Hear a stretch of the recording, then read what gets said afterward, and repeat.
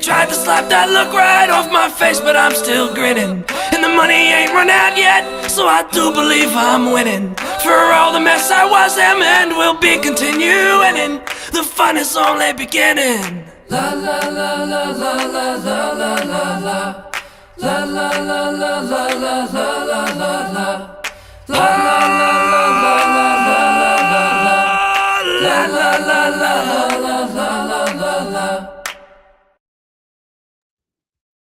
Hello and welcome to Don't Bury the Lead. We recap WWE Smackdown every Saturday night, but tonight is a very unique night. We're going on Friday, and we're doing AEW Dynamite to switch it up a little bit here.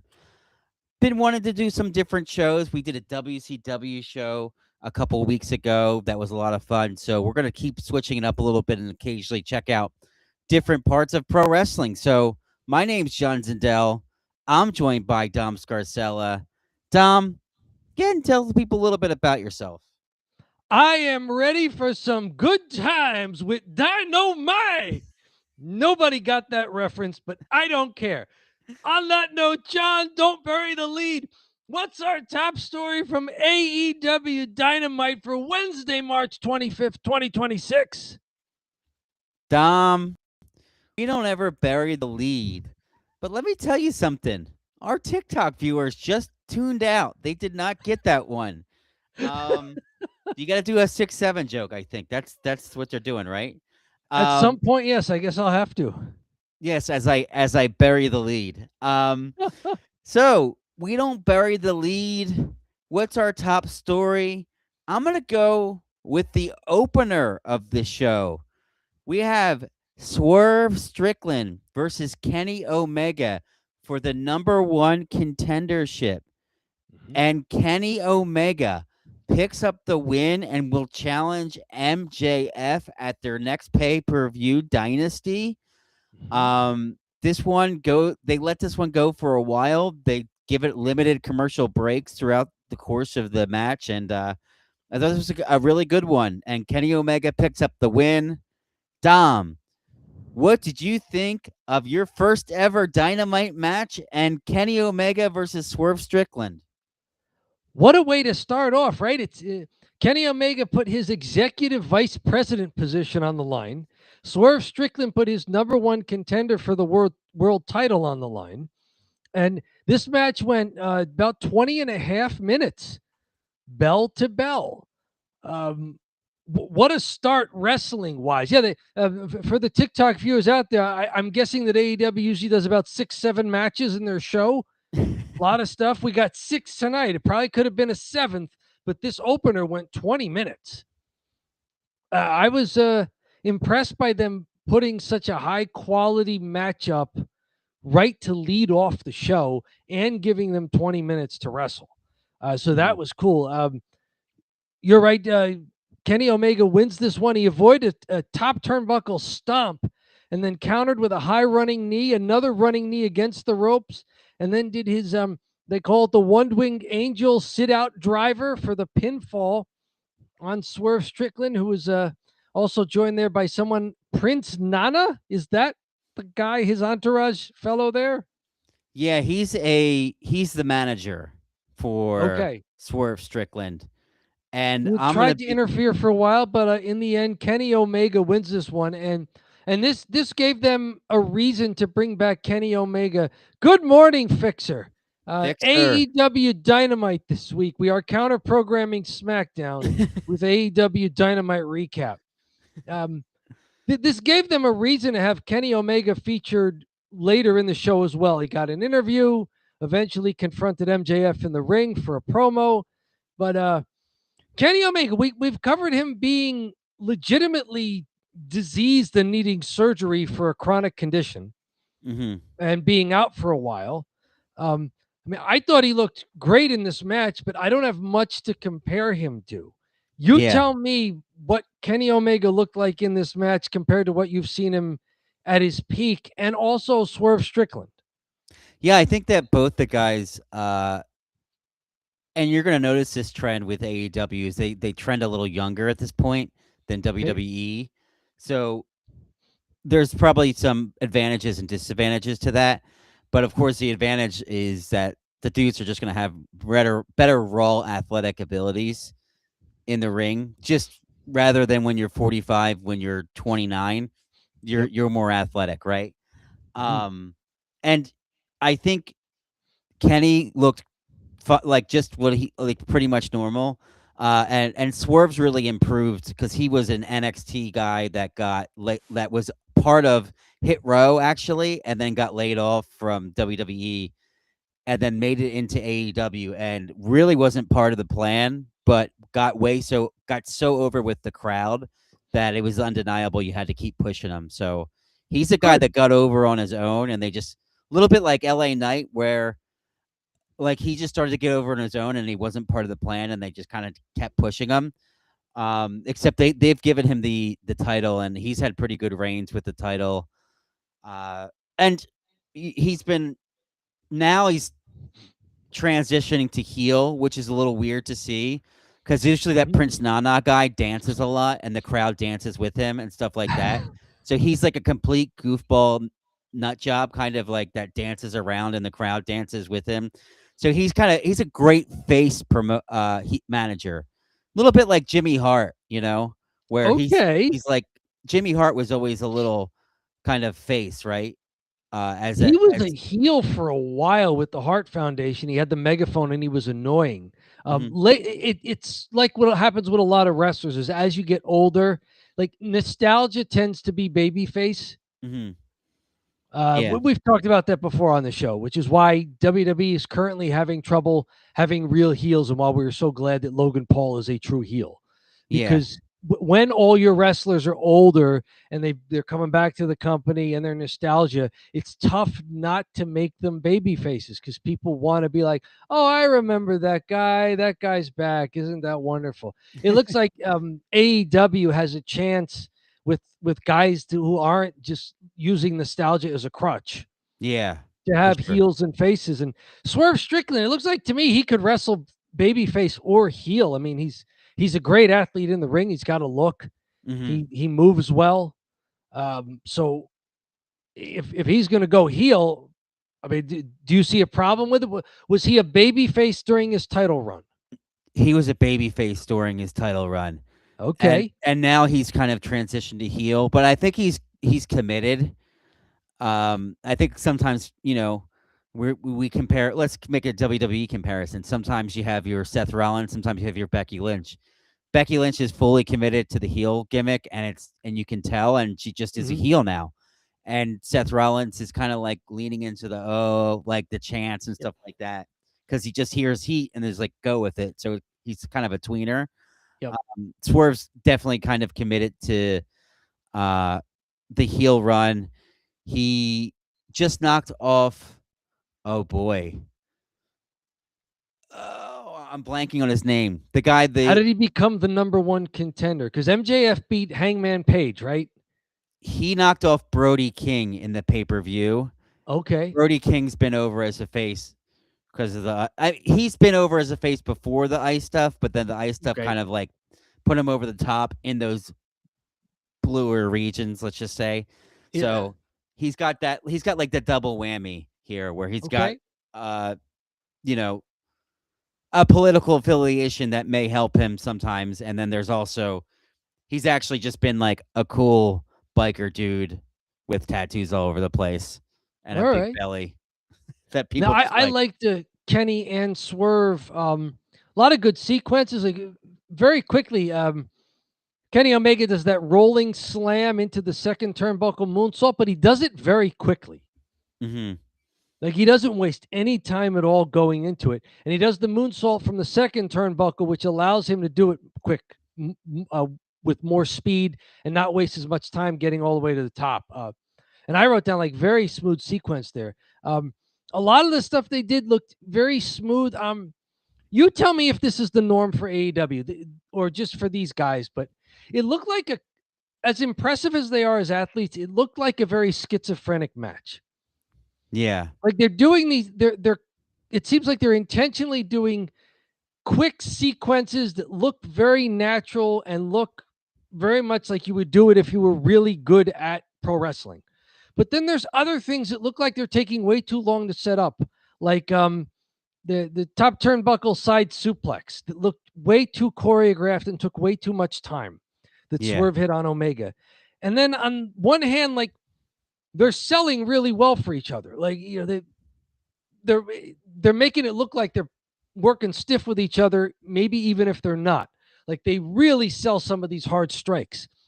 But then they're kicking out all sorts of, things, and then at some point somebody just gets rolled up the wrong way and it's a pinfall. So as I'm watching this, I'm going, okay, I like that they're much smoother about sequences, but then I'm like, oh, but sometimes they're going completely in the other direction.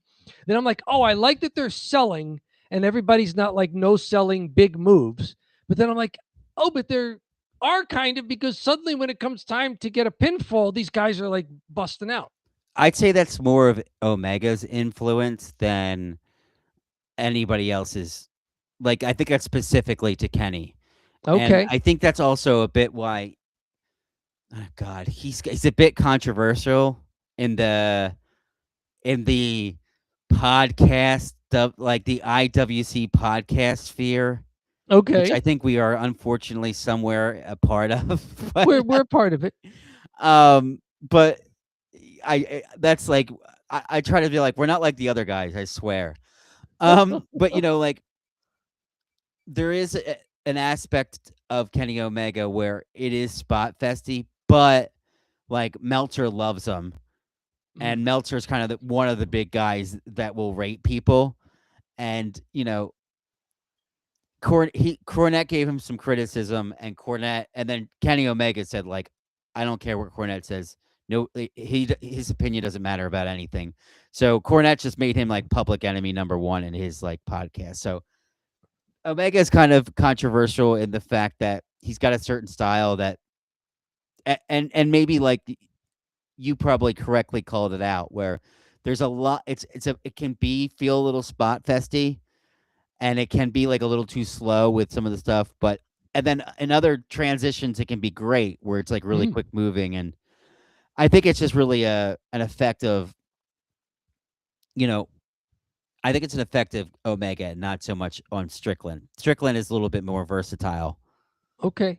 He had Kenny Omega's a great athlete, obviously. I mean, he knows what he's doing there. It was an entertaining match, 20 minutes right away, and they didn't have a long opener either. It was like, hello, welcome. It's AEW. The one thing they do, opening match going. The one thing they do a lot better than SmackDown, and I wish SmackDown would just do this, is they roll directly into the action.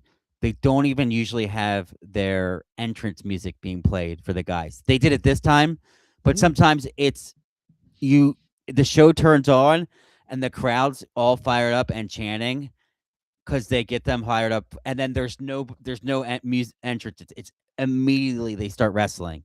So it's just like, whoa, okay, it drops you right in. You feel like you almost get like dropped in for the intro. You're just there, and they're like, oh, we're here in St. Paul, Minnesota, blah, blah, blah, blah, and like, bam, you're moving. And the two guys beating up each other in the ring are, Yeah, exactly. Yeah. So I liked it. I liked this as an opener. I liked how the opening was handled by AEW, and impressed in a positive way that this is how they started the show. Yeah, and maybe, I didn't give it its flowers, because I thought that this was probably the lead, considering the stipulation was who gets to face the title holder, MJF. So I was like, yeah, this is probably the biggest match. But we can move on to the follow here. Maybe to give it its proper credit here is I will give the main event of the evening. It's not going to be the lead, but we have Rush versus Darby Allin, and Darby Allin picks up the win. I was watching this like, I wonder what Dom thinks of this with Darby Allin.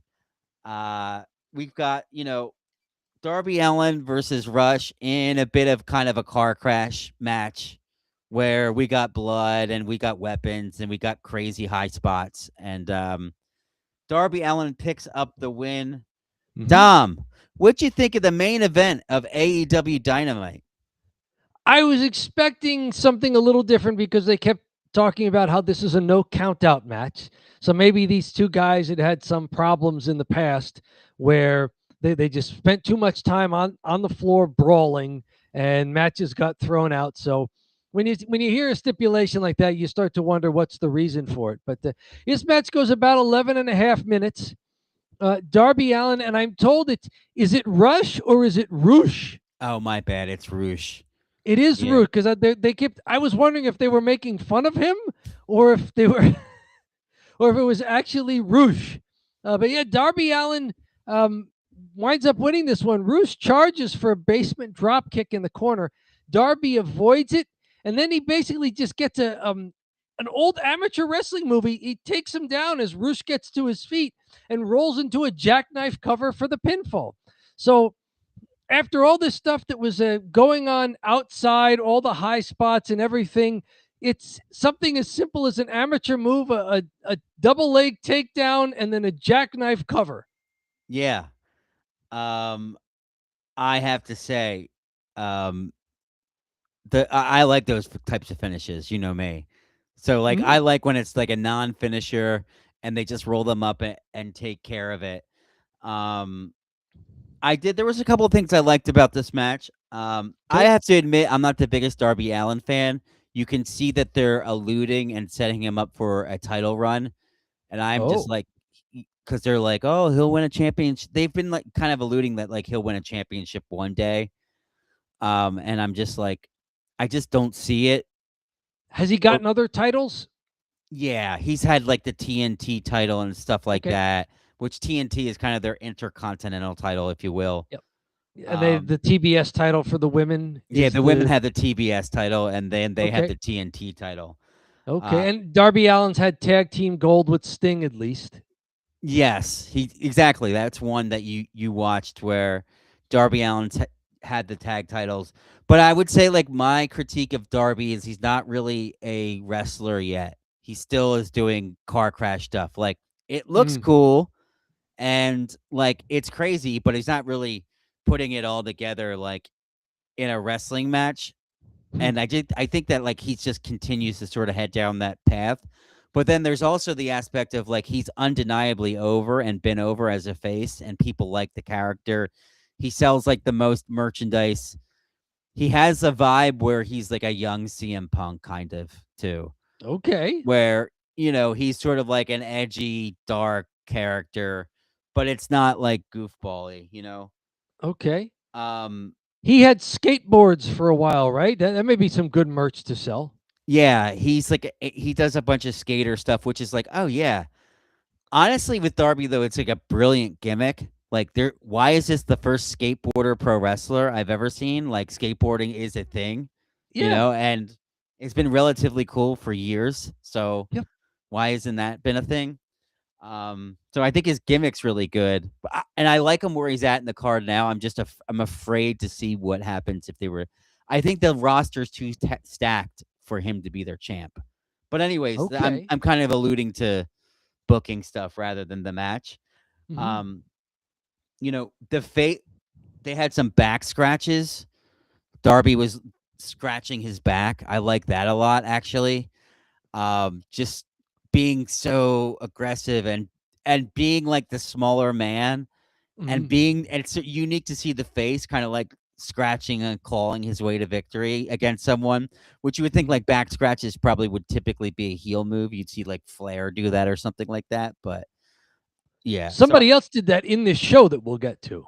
Yeah. There's a drop kick off the corner that looked really rad when he jumped off the top rope and hit the drop kick. And I kind of mentioned it earlier, but really loud F Ice chants during this, and I don't know why those picked up during this match because it wasn't Brody King. I don't know if they were like Minnesota and it's the main event and Brody King didn't go out, so they just were like, well, we got to do it. And usually I don't really like the political stuff, and I'm like, but I'm like, I guess if it's in Minnesota, maybe they got some heat with Ice. I'm like, that if there's one state I would give it a pass, of probably Minnesota. They were in St. Paul, right? So right across the river from Minneapolis. Yeah, I mean they're right next to Minneapolis, so Okay. that's they get a pass. They get the pass. I feel like they get the F ice pass. Some stuff that I guess I would know about more if I had followed these wrestlers for longer. But at one point, well, personally, to start the match, Roosh attacks before the bell as Darby's posing. And so they get a very quick, very fast finish there, a fast beginning. At one point, Roosh charges at Darby, who's sitting in the corner, but he stops before hitting him and then arrogantly just kicks him and poses in the middle of the ring. Mm-hmm. So I don't know how to interpret that. Like, is that a Roosh thing, or is that just something from their feud? Yeah, I think there was some backstory that I'm not aware of. Okay. Because I think they were kind of alluding to some stuff on the announce team, but I wasn't keeping up. Something happened there for them to Tell have us in this. the comments, tell us in the live chat. Do you know more about the history of Roosh and Darby Allin and why there was so much in this match where Roosh was trying to really show up and embarrass Darby? Fixer, if you know, let us know. So I'm not sure, but you mentioned the drop kick all the way from the top turnbuckle. That was the one that was all the way to the floor, right? Darby hit the coffin drop onto the apron, then dives on Rush on the floor, and then does the top turnbuckle drop kick as Rush is seated in a chair on the floor, rolls him back into the ring, covers him. Rush kicks out at 1. So lots of stuff going on, and then there's like kick out at 1. That I like the way that they use the kick out at 1 in AEW. It's like a little bit of it adds a little bit to the boring 1, 2, 3. Like kicking out Yes. at 1 is like no, like I'm not even close to done. You're like Yeah. fighting out. It feels like And I'm maybe imagining Chelsea Green just staring at the ref and going, 1? one? Oh, I have That a was clip. 3. I have a clip of Chelsea Green. I know I'm burying the lead here. Well, we're burying the lead a little bit here because we're talking about the AEW Dynamite. But I have a clip of Chelsea Green I want to show later. Oh, okay. Very good. Well, that's a teaser That's a for teaser. later in the program. But It's not a anything else spoiler you wanted to either. call out from this match, since it was their main event. So we've covered the first match and the 6th match. No, I think we're pretty good to move on because we had a lot of different matches. We have a talking segment as well that we can talk Post about. match, what's this all about? Mark Davis comes in and they pile drives Darby near the entrance. Then the Don Callis family drags him back to the ring for more punishment. Ongoing feud, new thing they're doing. What's going on here with the Don Callis family and Darby Allin? This is totally new. So Don Okay. Callis maybe just destroying Darby Allin for whatever reason, and Don Callis will probably shoot some fantastic interview or promo to explain why he's doing whatever he's doing. That's also a tease for later. That's also a tease. Probably one of the better clips I've seen in a while. I can't wait to talk about that. Okay, so very good. So that's new stuff here. It looks like after the good match, and then something new they're rolling into as the show goes off the air. Mm-hmm. Okay, where to next? I'm the novice here with AEW, so you tell me where else you want to head to.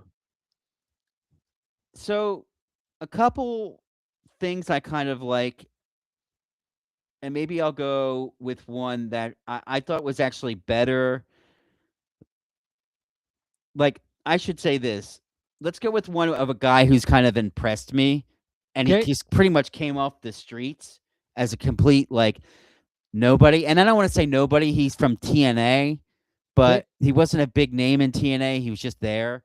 But we got Ricky Romero versus Speedball Mike Bailey, and Speedball Mike Bailey picks up the win. Speedball Mike Bailey, not the biggest guy, not the most athletic, but he is like a Muay Thai expert and then uses that Muay Thai stuff in his wrestling match. And I'm thinking like, oh, this is a big black belt karate guy. Why aren't there more black belt karate guys in pro wrestling? Like, it seems like such a natural transition, right? Like, oh, he knows karate. He can do that style. It's very unique to the game. So, did Aleister Black do that when he was in AEW? Yeah, but Aleister Black, like, he did nothing about him screamed karate guy. This guy's got the headband and the mullet. He I was looks going like to an. say, like, you're burying the lead. Speedball Mike Bailey is succeeding because of the mullet. That is the most clutch hairstyle. And the mullet's very hard to pull off, but he definitely pulls it off. It can, Yes. if your hair is too thick and too flowy, it can look a little like frizzy and ridiculous, but for whatever reason, he just has it down. His Yep. head, the shape of his head is made for a mullet, and it doesn't make him look horrible, which No. it's a haircut that's prone to make you look like shit, and he doesn't look like shit. And the nickname Speedball, I mean, Yes, maybe they're alluding to something. there's an old Tom Petty song called Something Big, and the character in it is named Speedball. Yes, I mean, TikTokers, I'm sorry. That's 6-7 jokes I've made that you're not going to get. well, the TikTokers might know Speedball. They might call it something different. Yes. So there's a This couple match goes 2 minutes and 45 seconds. yeah, and Is also, Rocky Romero the kind of guy who should be getting squashed by Speedball Mullet? I've never heard of Rocky Romero. Okay. So I was like, who is this guy? So they gave him like a semi-squash. And to the point where I even wanted to call him out and say the match was pretty decent for the short amount of time that he had. Yeah. Okay, another thing I wanted to call out, which is very unique for me. Okay. The second rope moonsault to the outside, I liked. So Okay. the dive to the outside, I actually liked because it was pretty quick. He just snaps right up there. And I was like, wow, second rope moonsault to the outside. That's really crazy. And it wasn't to a commercial break. I was like, this is a dive I like. Yeah. Oftentimes we're watching, whenever we are watching Smackdown, it goes dive commercial, dive commercial, dive commercial. And in this instance, it wasn't the case. Yeah, it also wasn't a dive. I mean, he was already on the apron, right? And he did the moonsault second rope. You mentioned his Muay Thai and martial arts background. He does a lot of pirouette kicks. Mm-hmm. Speedball. And then he does the end of the match, he does a top turnbuckle move that looks like it misses. I don't know what it was because it didn't look like he hit it. But both guys fell down and he covered him for the pinfall. Oh, I know what you mean. I think the angle was bad. I don't think he missed it because the angle has it straight on and it looked like he's short, but it's also hard to tell from this weird angle they had it at. What was it supposed to be? I think he lands his knees on him. So I don't know if he was short with it or no. Or did they do a great job covering up a botch with the camera angle accidentally? I thought the camera angle made it look worse because the angle they had, he does the move and I'm like, what was that? He just missed. But then Romero hits the deck, Speedball covers him 1, 2, 3. I so now think I'm wondering, okay, what is that move? What was it supposed to be? What am I missing? Admittedly, so Speedball's been a pretty serviceable jobber. Like he's lost a lot. So to see him win, I don't see that a lot. Okay. Necessarily. And he's also in a tag team. So I don't see him winning like individual things too often. Well, then this may have been a great match for him then to get out there in singles competition. Perhaps it was the power of the mullet that finished off Rocky Romero there. But yeah, I like this one for a 3-minute match. They had a lot of wrestling on this program, so I can understand why maybe there is a match in there that has to go 3 minutes. Yeah. Well, what else do you like here? Moving on, Dom. Do you want to pick the next one? Sure, why not? The mixed 6-person tag match, which I've seen 6-person tags and I've seen mixed tag. I've never seen a mixed 6-person tag match. Yeah. with 2 men and 1 woman. The Death Riders, Daniel Garcia, Jon Moxley, and Marina Shafir, with Wheeler Yuta on the outside, versus Top Flight, Dante, Darius, and Zeta Steel as their female member, with Christopher Daniels on the outside. This match goes about 11 minutes. There were triple dives by Top Flight to the first commercial. So if it's 1 dive, that's bad. If it's 2 dives, it's like, what are they doing? What is a triple dive? And why do we have to go to the commercial? Why is it a dive commercial? Did they also see SmackDown? Be like, I love this dive commercial. Is someone back there who is Like, who is pushing the idea that we need to do dives and go to commercial breaks on both shows on different companies? right? And people are saying apparently to AEW, look, you got to up your game. You got to up your dive to commercial game because SmackDown is crushing it with dives to commercials. Like, oh, I know what we'll do. We'll get 3 people to dive to commercial, and one of them will be a woman. So there you go. Let's see them top that. Mm-hmm. Not a bad match. It winds up ending. There's a lot of movement there, a lot of moving parts. So I didn't have a lot of notes.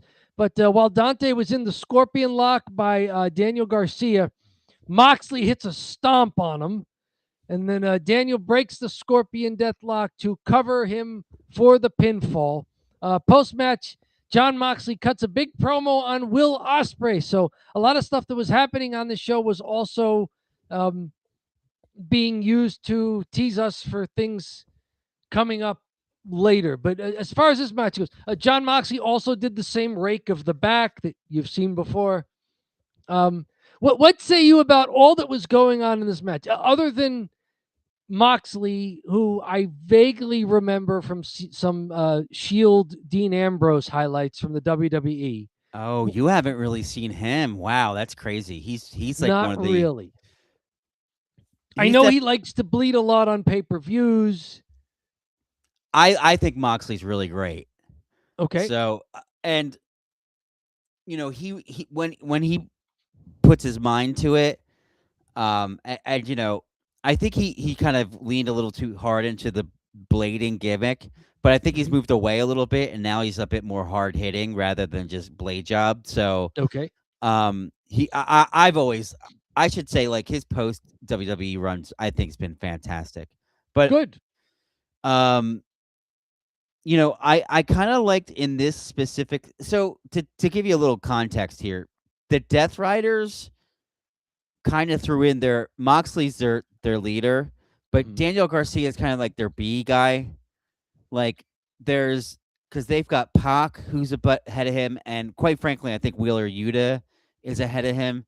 Okay. Wheeler Yuta's definitely more way over, and they just threw Daniel Garcia in this group because they like him. They don't know what to do with them. They're like, here, can you be like the X-Pac of Generation X? So, he's got X-Pac vibes. But yeah, so anyways, I do think Maria Shafir has a real future. She just has such a great look, and she's got the MMA background. And when she first started, like she would just come in with Moxley and be like strutting around, almost a little bit like China, where it looked like she could go. And like she has like just the way her face looks, it just looks really intense. And I think she has like the look. And her first matches I saw with her, I was like, whoa, she is fish out of water here. But I saw her in a match against Toni Storm on the pay-per-view, and I think that was her best match that she lost. Good. And to see her, and I think she could see she's rapidly improving and picking up on it. All so, right. They don't throw in their deep end too quickly, but I think she's a future in pro wrestling. Which Good. Is cool. Everybody in this match looked like they belonged. Zeta Steel, also for the women's matchups in here, both look good. Dante and Darius, they're a regular tag team, I'm guessing. Mm-hmm. Okay. They're a regular tag team, and I think they were featured a bit more earlier in their careers, but they kind of like hung around. And maybe they do some stuff on Collision. They're kind of like Collision guys, I'd say. Which Collision is their B show, you know? What's Christopher Daniels' connection to this team? I don't know. Wheeler Yuta, you explain he's part of the Death Riders. What's Christopher Daniels out there?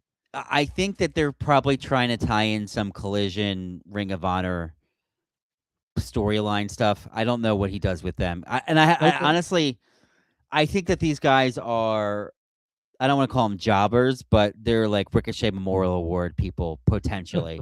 Like when I saw it was Death Riders versus Darius Martin, Zeta, and Dante Martin. I was like, yeah, no. They've been with AEW since the beginning, so I think they've been pretty loyal. And maybe they haven't gotten a big spotlight, but they only have a 2-hour show and they have a bunch of talent. So.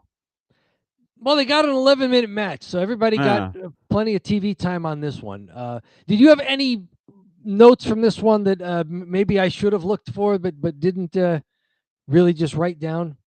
Not really. This one was kind of like the high, like a mixed, as good as a mixed match triple tag. 6-person mixed match can be, right? Yes. This is the best 6-person mixed tag match I've ever seen. Yeah, let's go with that. I think AEW frequently will try to give you the like buffet of pro wrestling. So they'll give you all different types, and then they'll just be like, sure, 6-man match that's mixed. Why not? You know? Where were the midgets? No little people. Where are they? No, that needs to come back. That's like, come on, right? And it's like they want to do it. They know that they're good at they know that they're meant for this atmosphere, you know? But one thing I did notice from that match, the men and the women are allowed to mix it up. Whereas in WWE, it's like if a woman gets tagged in, it's like, okay, the other woman has to be tagged in. There's no fighting between the men and the woman. Yeah, I think they do a good job making it kind of make sense. Yeah. Oftentimes. Like a man will take a bump and be stumbling around, and then the woman will hit him because he's like almost about to teeter over. Not the ridiculous thing where the woman is just overpowering 6 men or something like that. Yes. Or it's like they've got a big woman on their roster that's like a fitter Nia Jax. So, Nia Jax is a house. So sometimes Nia Jax will lay into some guys. Well, yeah, she's 250 pounds. Yep. It's probably enough momentum, right? But anyways, moving on. How about we go to Mina Shakira versus Thekla? Yes, the Women's World Championship. Someone I've heard of, Mina Shirakawa, coming over from Japan. Mm-hmm. I have not heard of Thekla, but at one point in the match, she did kind of a weird bridging thing where she looked upside down at somebody. And I'm told that's because she thinks she's a spider. Yes. I cannot believe this is their women's champ. Okay. Because they had like really strong champs for a while here. It's basically been on Toni Storm for a while. And then Chris Statlander beat her. But Chris Statlander's been like their top female worker in the company, not necessarily personality. Mm-hmm. But she, so they gave it to like the top worker. And then they gave it to this person, Thekla, who like just showed up a couple months ago, and they flipped it to her. He just does this sometimes. Like Tony will be like someone and like where they're headed and just be like, yep, give him the title. So this match goes almost 11 minutes. Mm-hmm. Mina Shirakawa ducks a punch, gets Thekla up in a side suplex, but then Thekla punches her with brass knuckles, and Mina collapses, and Thekla covers her without the ref seeing it because Thekla had removed her belt to whip Mina, but the ref saw that and took it from her. And as the ref was taking an extremely, just inexplicably long amount of time to get rid of a belt that was in his hand, Thekla gets brass knuckles from her top and gets to use them. So a heel move from Thekla, winning with the help of a foreign object, the brass knuckles there. But she gets the pinfall and retains her championship. I do have some notes from this match, but how big of a deal is Mina Shirakawa in AEW? Like, was this like a big matchup? Like, whoa. So she's been featured pretty heavily. Okay. And I think for good reason. I really think she might be the total package. She does. Wow. They kind of brought her in initially as just kind of a hot, funny girl, but then I could see that like she could work actually pretty well. Like and I think that's always really important to Tony, because I think it's not necessarily important in WWE, but I think it is important in AEW. But she could really work, and I think in this match you can see she's got like a "Let's Go Mina" chant, which I wanted to point out. It was not an AEW or "This is awesome" chant. It was a "Let's Go Mina" chant. So they like her, cheering for someone involved in the match. I like that. Which means, and she's always just been over. They've kind of first brought her in as just kind of really sort of a comedy gimmick a little bit, with like flirting with a lot of the different girls and stuff like that. But I think that she can really wrestle, and she definitely has the look, and she's pretty athletic actually too. Yes. So I believe now that like I saw the beginning to the end of that match, maybe they gave it to this person, Thekla, just so they can pop it over to Mina. You know, because Mina has been featured a little bit more heavily in the AEW side, and she's been with the company for about a year now. So okay, and I've heard that Tony Storm is being written off of TV for maybe a few months. I don't know if it's injury related or not. I wonder if they're just giving her a break because they featured. She's been working so hard. Yeah, she's been the top. She at times is the top wrestler in the company. I can see that, and for good reason. All of her matches, it's funny. She's the top wrestler in the company, and she wrestles like someone in their 50s wrestle. You know, yeah. It's like that's her gimmick, right? It's her gimmick, and it's what she's kind of done her whole career, because she is not very hyper athletic, so she doesn't do a lot of the really crazy spots. But she kind of wrestles a traditional style where she does like roll ups and holds and I think she also is kind of a savant with pro wrestling, I have to say. So maybe she picked up on, oh, hey, everyone's doing high spots. Let me do the low spots. Let me do the normal wrestling, and people will freak out because they don't get to see that anymore. You know? There you go. I mean, maybe I'm giving her too much credit here, but, you know, I think that when you see someone go in there and they just wrestle a regular match, it's like, whoa, how refreshing. Well, like MJF has talked about, you know, he keeps ragging on Darby Allin that he beat him with a headlock takeover. Yes. But some of the Mina Shirakawa stuff, springboard twisting splash for a 2 count, sweeping the legs on the apron and then hitting a draping DDT on the floor. Mm-hmm. And I was waiting for, you know, Joe Tessitore to scream that it was vintage Mina Shirakawa. Yes. Well, you know, this match was not without any goofy announcing issues, as Excalibur kept mispronouncing Thekla's name. Sometimes saying Thikla or Thukla, and like he kept saying it differently. I'm like, he doesn't know the women's champ's name. He has no idea. He's just hoping that one of these times he's correct and they'll overdub all the mistakes. He is saying Thekla, sorry. And like he said, he actually corrected, oh, I'm sorry, I mean Thekla. It's like, she's the champ. This isn't like, it's not that hard. Thekla. There's a good consonant in the middle. Yeah. I mean, screwed up on my other podcast trying to say Eugenio Suarez. That's a tough one. On Sunday. And I was just not getting it. And I like apologized during the podcast. I'm sorry I'm butchering his name. Thekla does a good spinning kick, but then she goes for an arrogant 1-knee cover. So is this part of her gimmick that she's like mocking the people she's in the ring with, or did she just do that specially for Mina?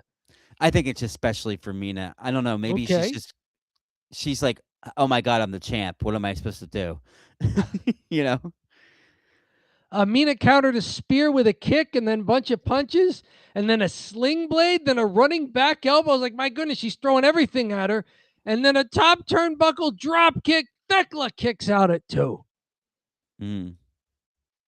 Mina goes into a half crab. Thekla crawls and gets to the ropes for the break. But then at one point, Thekla catches Mina coming off the ropes, hits a spear, but can't follow. So some pretty good wrestling in here, and like I'm not going to say that either one of them, like, oh my goodness, it's just blown away by their incredible ability, but pretty good match for TV.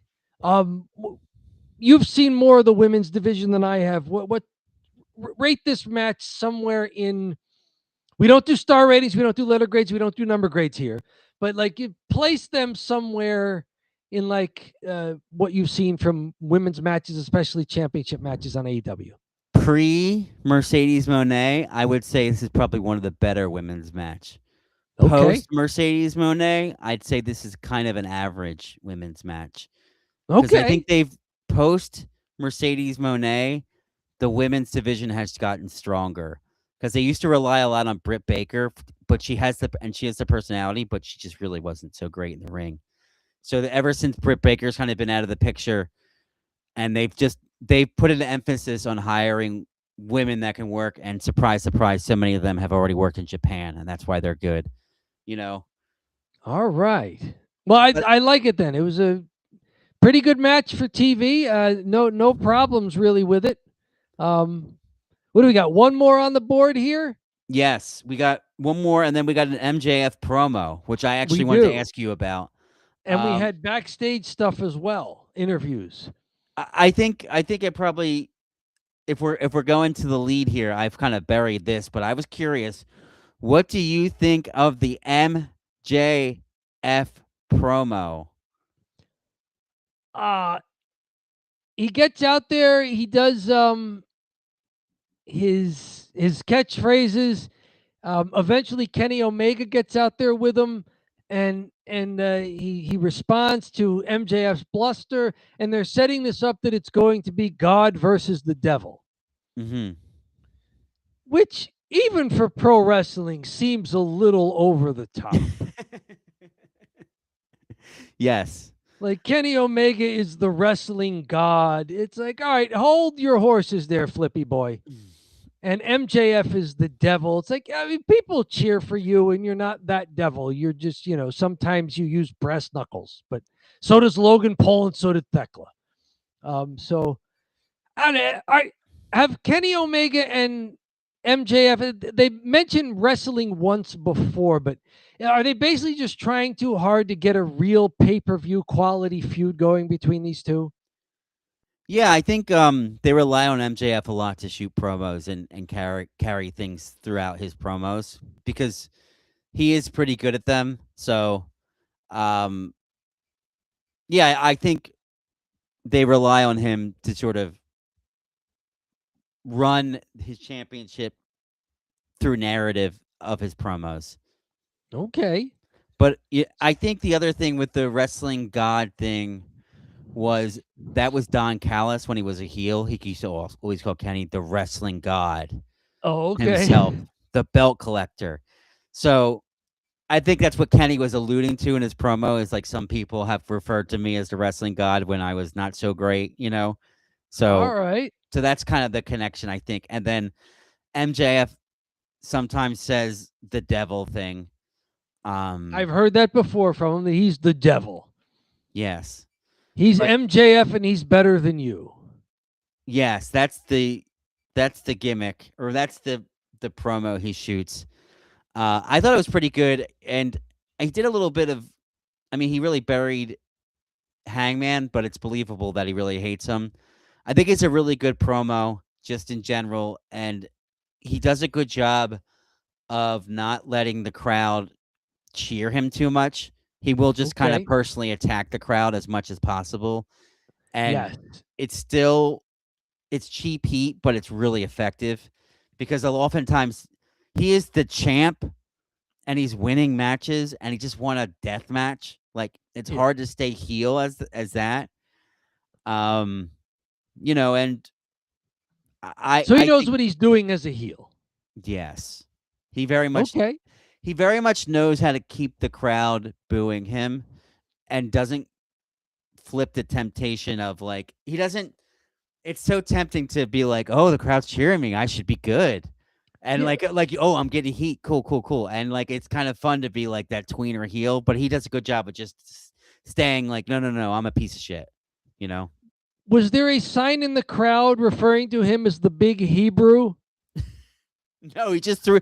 He's never referred to himself as the Big Hebrew. He just said it. So I don't know if he improv said that or what the deal was. Okay. That's not one of his gimmicks, but he's like, I guess he just wants to call himself the Big Hebrew sometimes. He initially shied away from a lot of his religion stuff, and then eventually just leaned way into it at some point. Like, Well, it's an ethnic thing. It may not be a religious thing. sure, We've covered him being inducted into the Jewish Hall of Fame, hmm Jewish Sports Hall of Fame, for what he's done. So, I mean, yeah, I mean, Maxwell Jacob Friedman, it's an ethnic sounding name.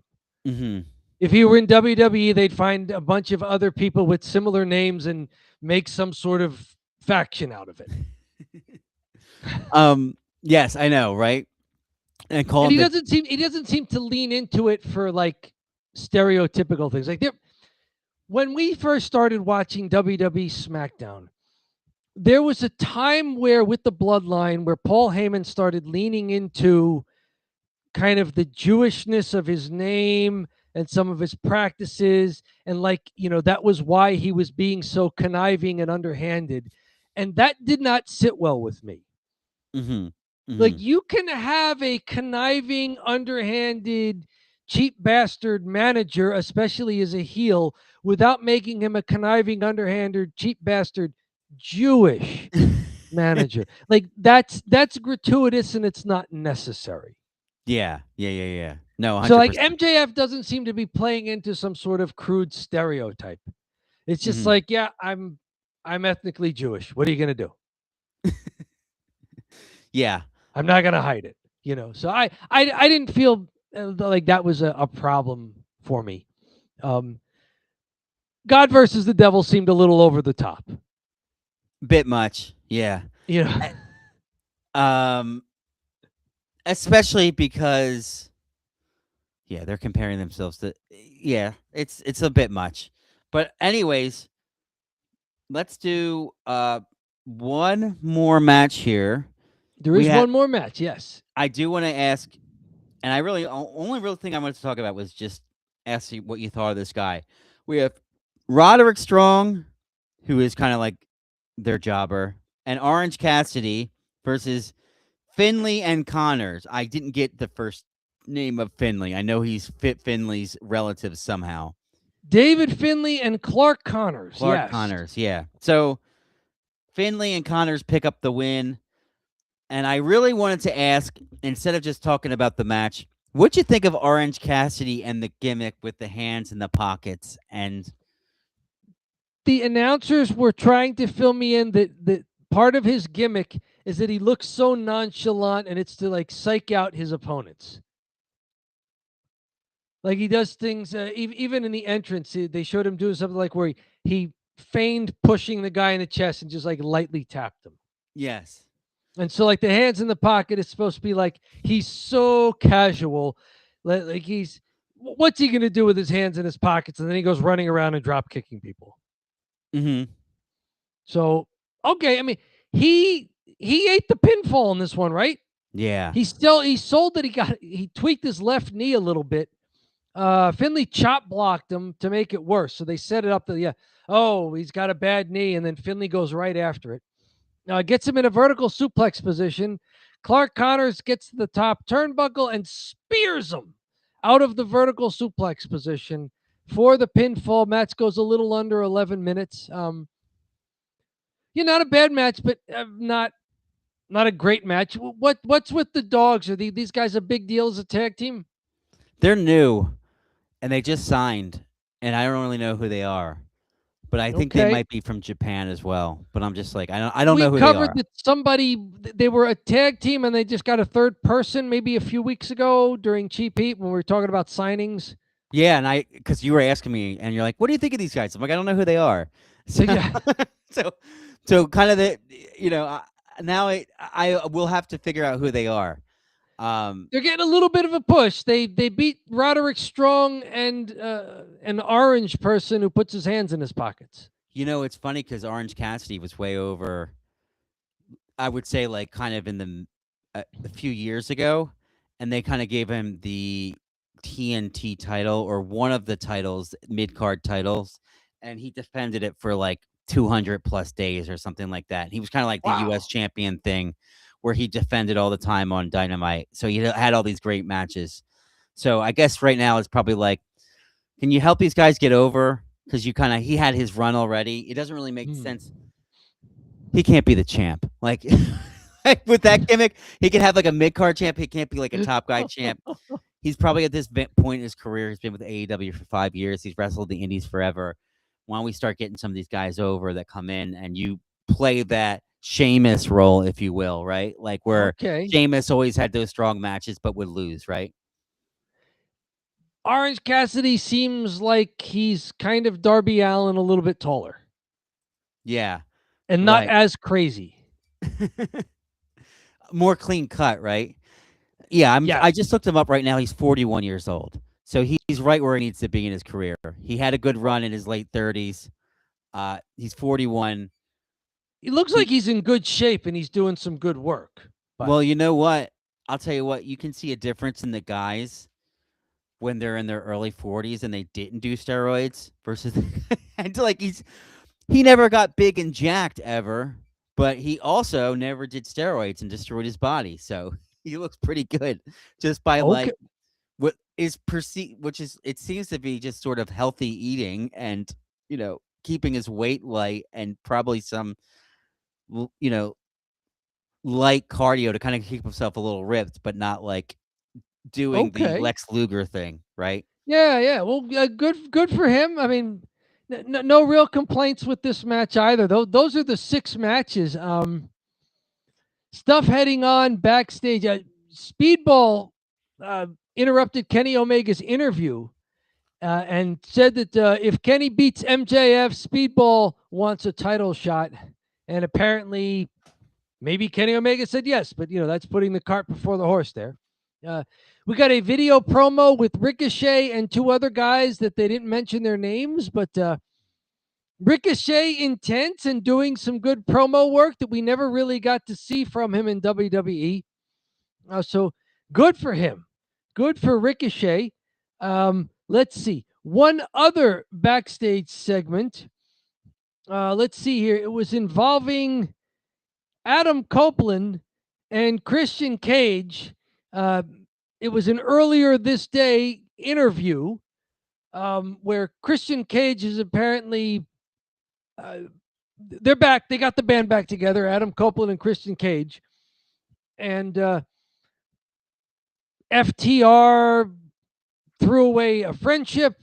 They pile drived Adam Copeland's wife, Beth Phoenix, and then pile drive Christian Cage. And Christian Cage walked out of the interview after making his point, and Adam Copeland kind of finished it up talking about, FTR, all these Carolina fellas who hung together. They were good friends, and now it's a lot of bad blood. And I thought that was a good lead in for FTR cutting a promo in the arena near the entrance. So yeah, show the video package and then have guys live in the arena respond to it. I thought that was a neat little wrinkle. FTR came out, cut their promo, and looks like it's a blood feud match of some sort between FTR and Adam Copeland and Christian Cage along for the ride there. I saw that actually happen at the pay-per-view. So I went to AEW Dynasty last year in Philly, and basically what had happened was FTR and Adam Copeland were together, and they were trying to win the trios title, and they Mhm. lost. So FTR turned heel and just pile drived him, and then they beat up his wife later on Dynamite. So they were just like, in case you didn't know we were heels yet, like we got to hit a woman, and like they like the way they hit the woman too. They like just like they did something brutal. I think they might have like spike pile drived her as well, like something Okay. insane. It wasn't like they just shoved her. They like did the whole Oh, it Bubba was Ray. the pile driver. Yes. Yeah, it was like they did the whole. Oh right. It was the pile driver. So they did the Bubba Ray Dudley when he power bombed Mae Young through the table. Like just ridiculous, horrible. Like although very safe in real life, but like the imagery and thought of that happening is like, oh no, you can't Yep. destroy an old woman. Something to look forward to. FTR, very decorated tag team as far as titles go, if I'm remembering correctly. They're awesome. Yeah. Okay, so that's on the horizon as well. Anything else we missed? A lot of wrestling on this program. The backstage and interview stuff was kept to a minimum, and it was quick. It was efficient. Yeah, that's really honestly why I like Dynamite. It's no joke. Like I said, the matches the show will start and the wrestling immediately. And it's only 2 hours, which man oh man, I am jealous. Right. It did run maybe 5 or 10 minutes long, but yeah. So anyways, I think we got enough here, Dom. What do you think? I think so. I don't think we missed anything. I was trying to be good about at least writing down each segment, each meaningful segment there. I think we got them all. I did want to ask you, did you notice anything different about the presentation or the announcers or anything like that? Or even the arena versus what you would normally see in WWE? Yeah, it's darker. It's more the WCW feel. Yeah. Like the lighting is different. Hmm. And maybe that's because AEW is doing smaller arenas, why WWE wants to show off the fact that they're in the arena that the NHL team plays in or the NBA team plays in or the major college arena. AEW really just tries to focus it on the ring. Yeah. Shorter entrance ramp. They don't seem to do as much of the superfluous stuff, like everybody gets a 4-minute entrance song or whatever. It's like they move more quickly through the show. And that may be due to, are they still doing an extra hour of taping for another program, or did they stop doing that? Before we answer that question, we got what's Nick up, Teodoro guys? from the And Nick Club Wrestling Happy Hour. What do you got there? Dynamite had some solid build up to Dynasty. Dynasty is the pay-per-view coming up? yes. Okay, so yes, Kenny Omega, MJF, FTR versus Adam Copeland and Christian Cage. So yes, there were some good build up. They definitely had the pay-per-view on people's minds as this show went on. Also, guys, take off your jackets. It's spring.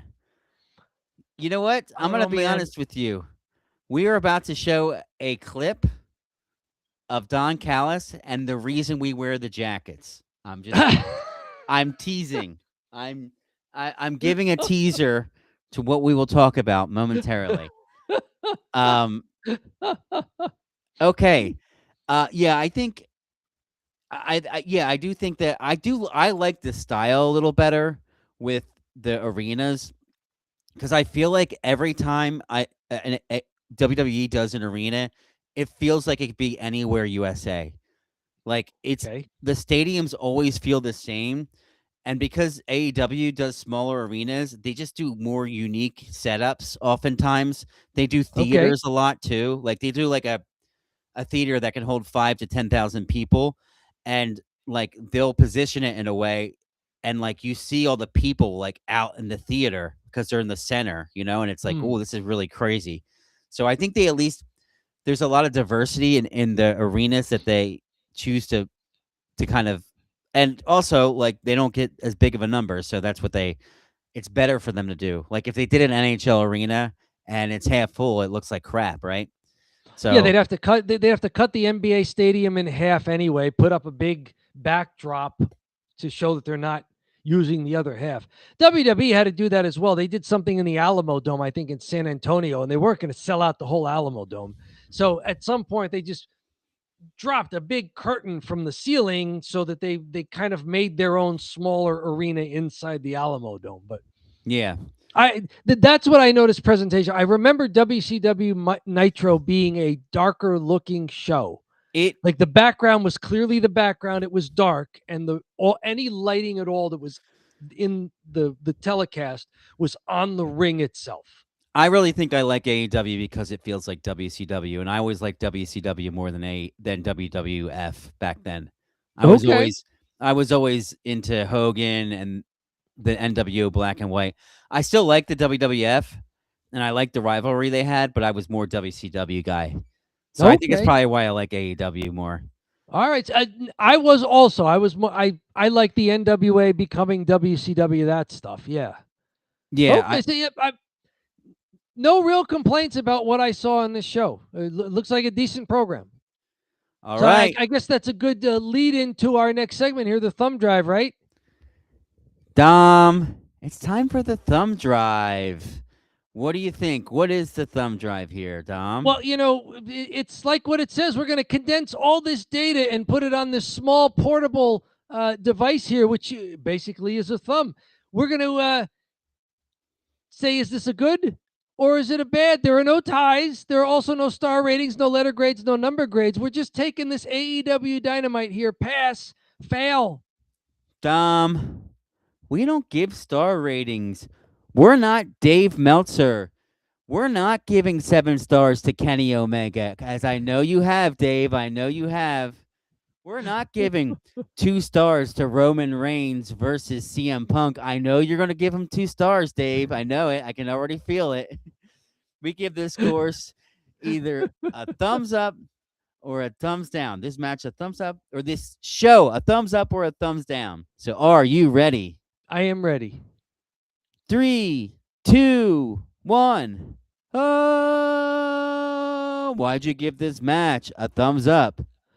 Well, not having much to compare it to as far as having seen a whole AEW Dynamite before, which I haven't. I thought it was an entertaining program, and I was pleasantly surprised by how much wrestling, in-ring wrestling, they featured on the show. So it was an enjoyable watch. There's some stuff I don't quite get, but some of that just might be me being new to the AEW product.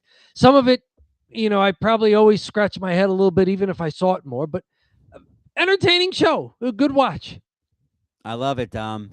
Yeah, I gave it a thumbs up. I've liked Dynamite for years now, and I think that I just like matches that wrestle. And it always feels a little punk rock, right, when they're there, because at the end of the day, you don't know what's going to happen. They're going to have 3-on-3, mixed tag match, and you might have, you're going to be in some weird arena somewhere. So I really like Dynamite. And Nick, are you giving a thumbs up or a thumbs down? Because this is your grade. This was a good Dynamite, so I think thumbs up. The last hour was trash, though. Didn't advance any storylines. I would agree, actually, that it teetered off toward the last hour. The first hour was fantastic, or between Omega and Swerve Strickland, and then did we move right on to? We might have also they did Omega Strickland, and then went into the mixed 6-person tag, which I thought was Will fun. Ospreay promo that we mentioned also. Mm-hmm. And then Speedball Mike Bailey, Rocky Romero. So that was basically the first hour. Mm-hmm.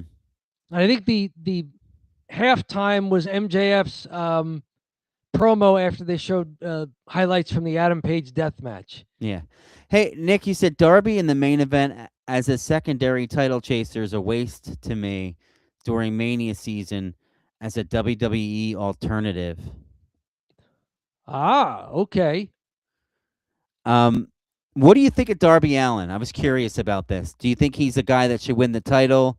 Do you think he's like next up, or is it like, hey, they have the roster's pretty stacked. I really wouldn't put the title on him. I kind of lean that way, but I'm curious what you think. Darby Allin, I just don't think he's big enough. he's kind of he's in Dominic Mysterio territory for me. Yeah. Where it's like, I get it. He's a cool character, but I just don't know that. I just don't know that you could see that he would be the holder of the world heavyweight championship. I could see him getting a cruiserweight title or a secondary belt or being in a tag team or some other entertaining thing. But I don't know that he's world heavyweight champion material. I maybe that's just me though. It's curious that it's kind of curious, but I don't know why.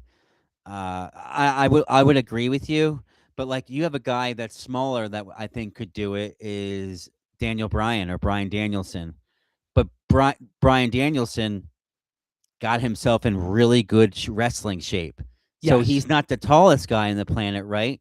But Darby's just so damn scrawny. Yep. It's clear he's just not working out. So yeah, shorter guys who have the build can do it. Like Kurt Angle and AJ Styles famously are under 6 feet tall. Yeah. No one would say that those guys would not be top level wrestlers. AJ Styles is a great example. I think AJ Styles might only be 5'8". Darby might have 2 inches on him, Really? Yeah. Because I mean, AJ Styles is jacked and he's exceptional. And he's jacked. Like he's really put together. He's jacked and he's super athletic, which is like, and he also wrestles.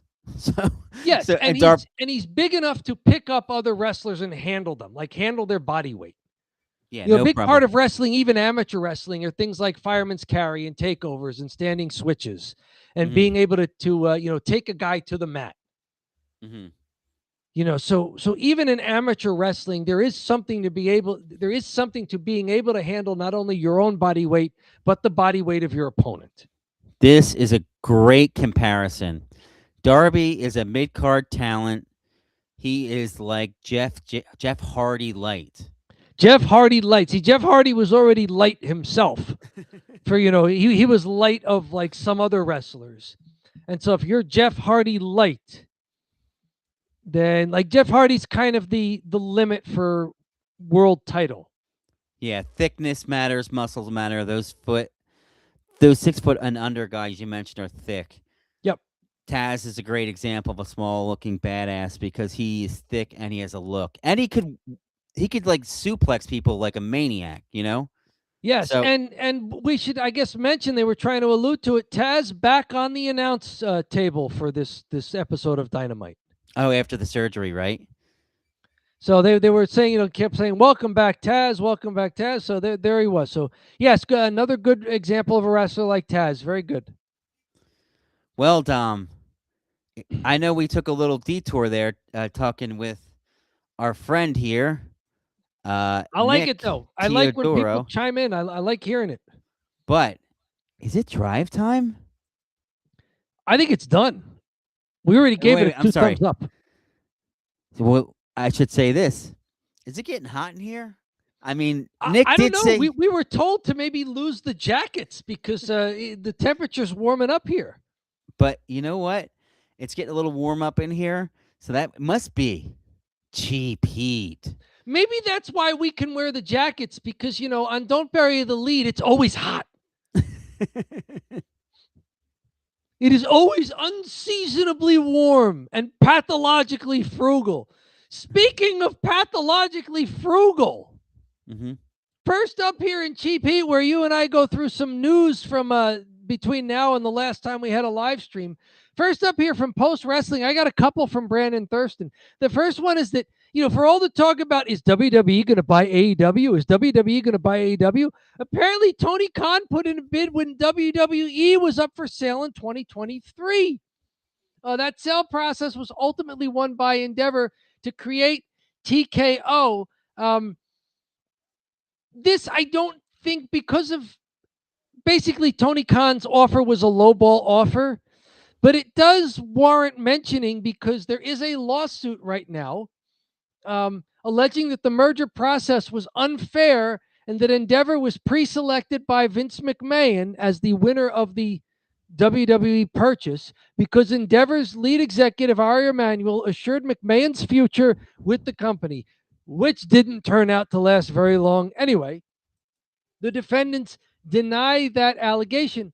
Although Tony Khan is not mentioned by name in the complaint, Base 10 and All Elite Wrestling are, and their connection is made clear. Base 10 is owner of All Elite Wrestling. To be exact, legal filings unrelated to this lawsuit show that AEW's parent company is a separate Khan family entity. They're structured for whatever corporate purposes they need. The big deal here is that Tony Khan put in at least a token bid to buy WWE. What kind of wrinkle would that thrown into the pro wrestling landscape if Tony Khan bought WWE? Would that have meant that like just WWE takes over and AEW goes away? Yeah, what would he have done with it? Like, what do you speculate a little for me here, John? I mean, and I'm gonna be transparent. I think it would have been terrible, right? Because you would have had Tony Khan owning not only the WWE but then AEW and ROH, and Ring of Honor, and AAA. Who knows? You would have had no competition.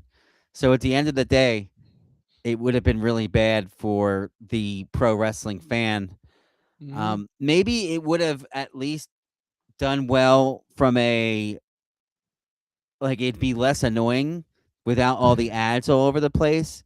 And if they let Triple H just run it and they didn't make him do all this crap, then maybe it would be pretty cool.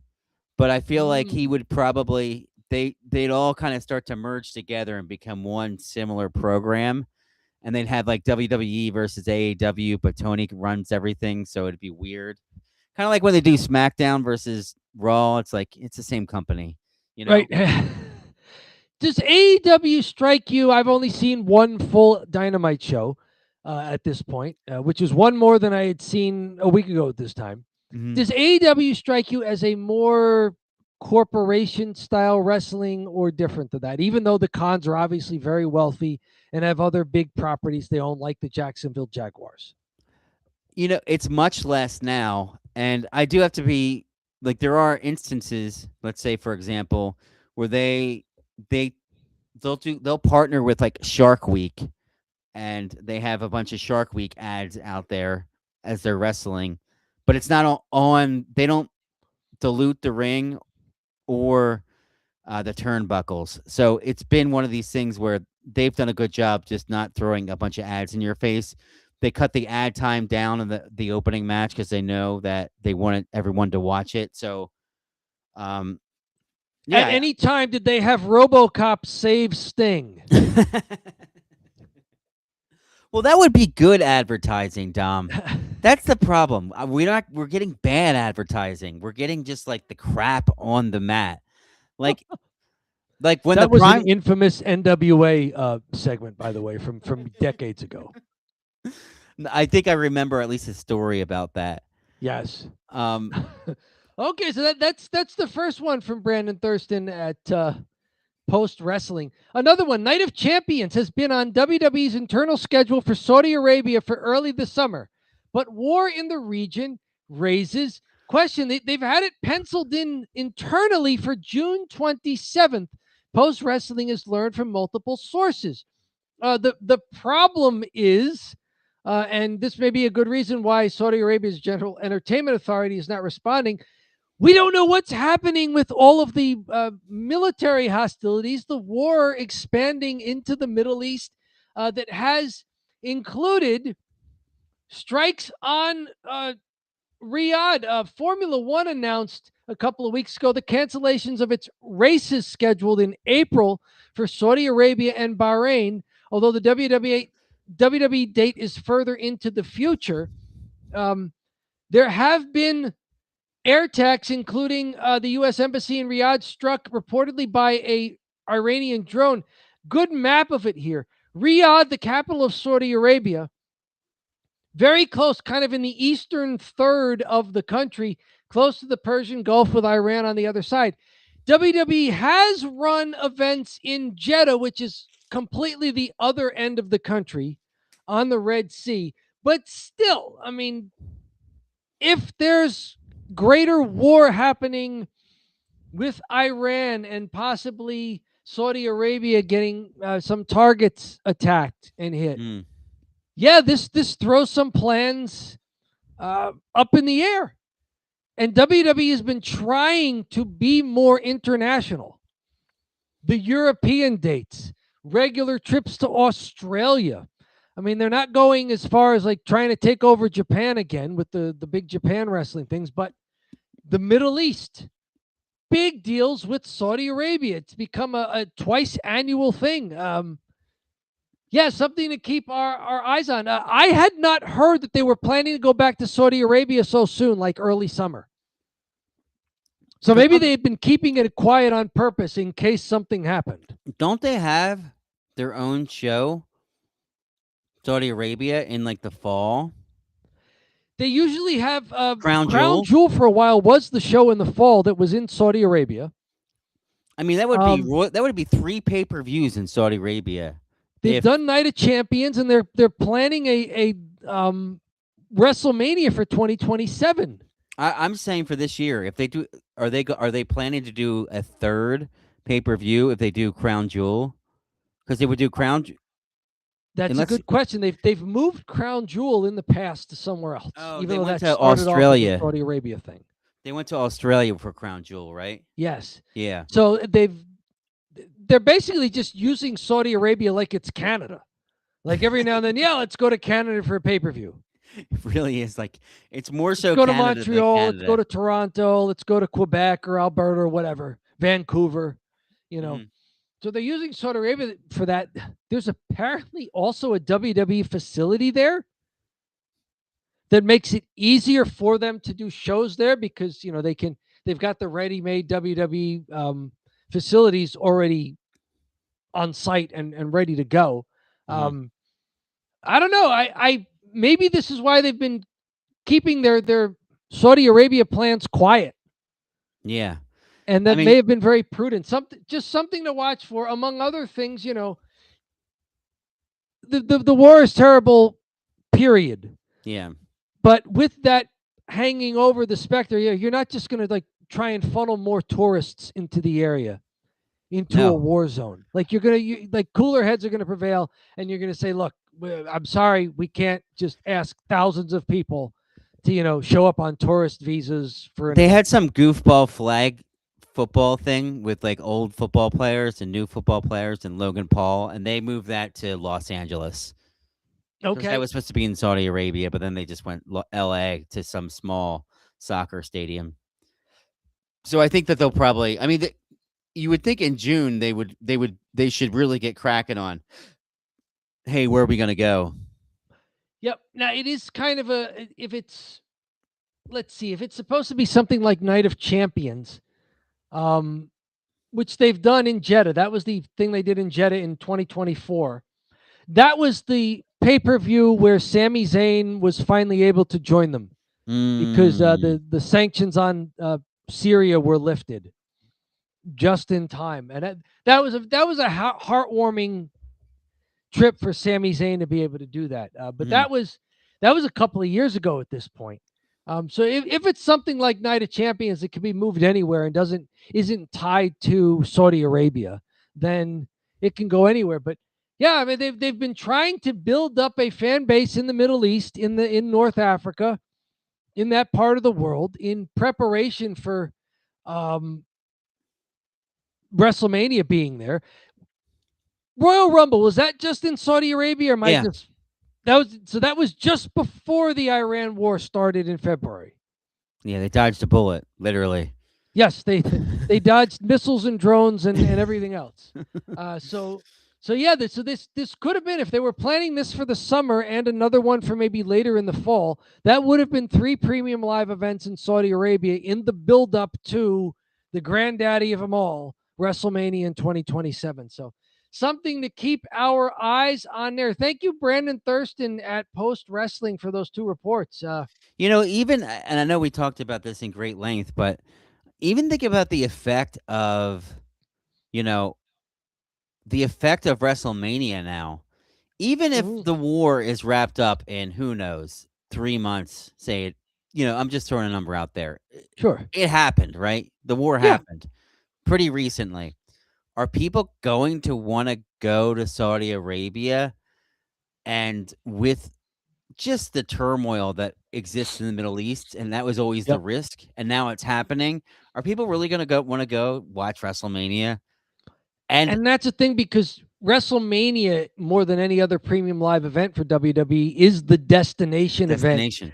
where people put it. That's why they announced the location a year in advance, Yeah. because they want people to make travel plans, and they want people to book their hotels and their flights, and put in their vacation requests from their jobs, so that people from not only that location can go there. Like, other premium live events are different. The premium live event in Montreal, it's people from Montreal attending it, Yeah. which is great sometimes, because you get these crazy local fan bases that have really been waiting to see a show. But WrestleMania is different. So WrestleMania would have a totally different feel if it wasn't the destination premium live event.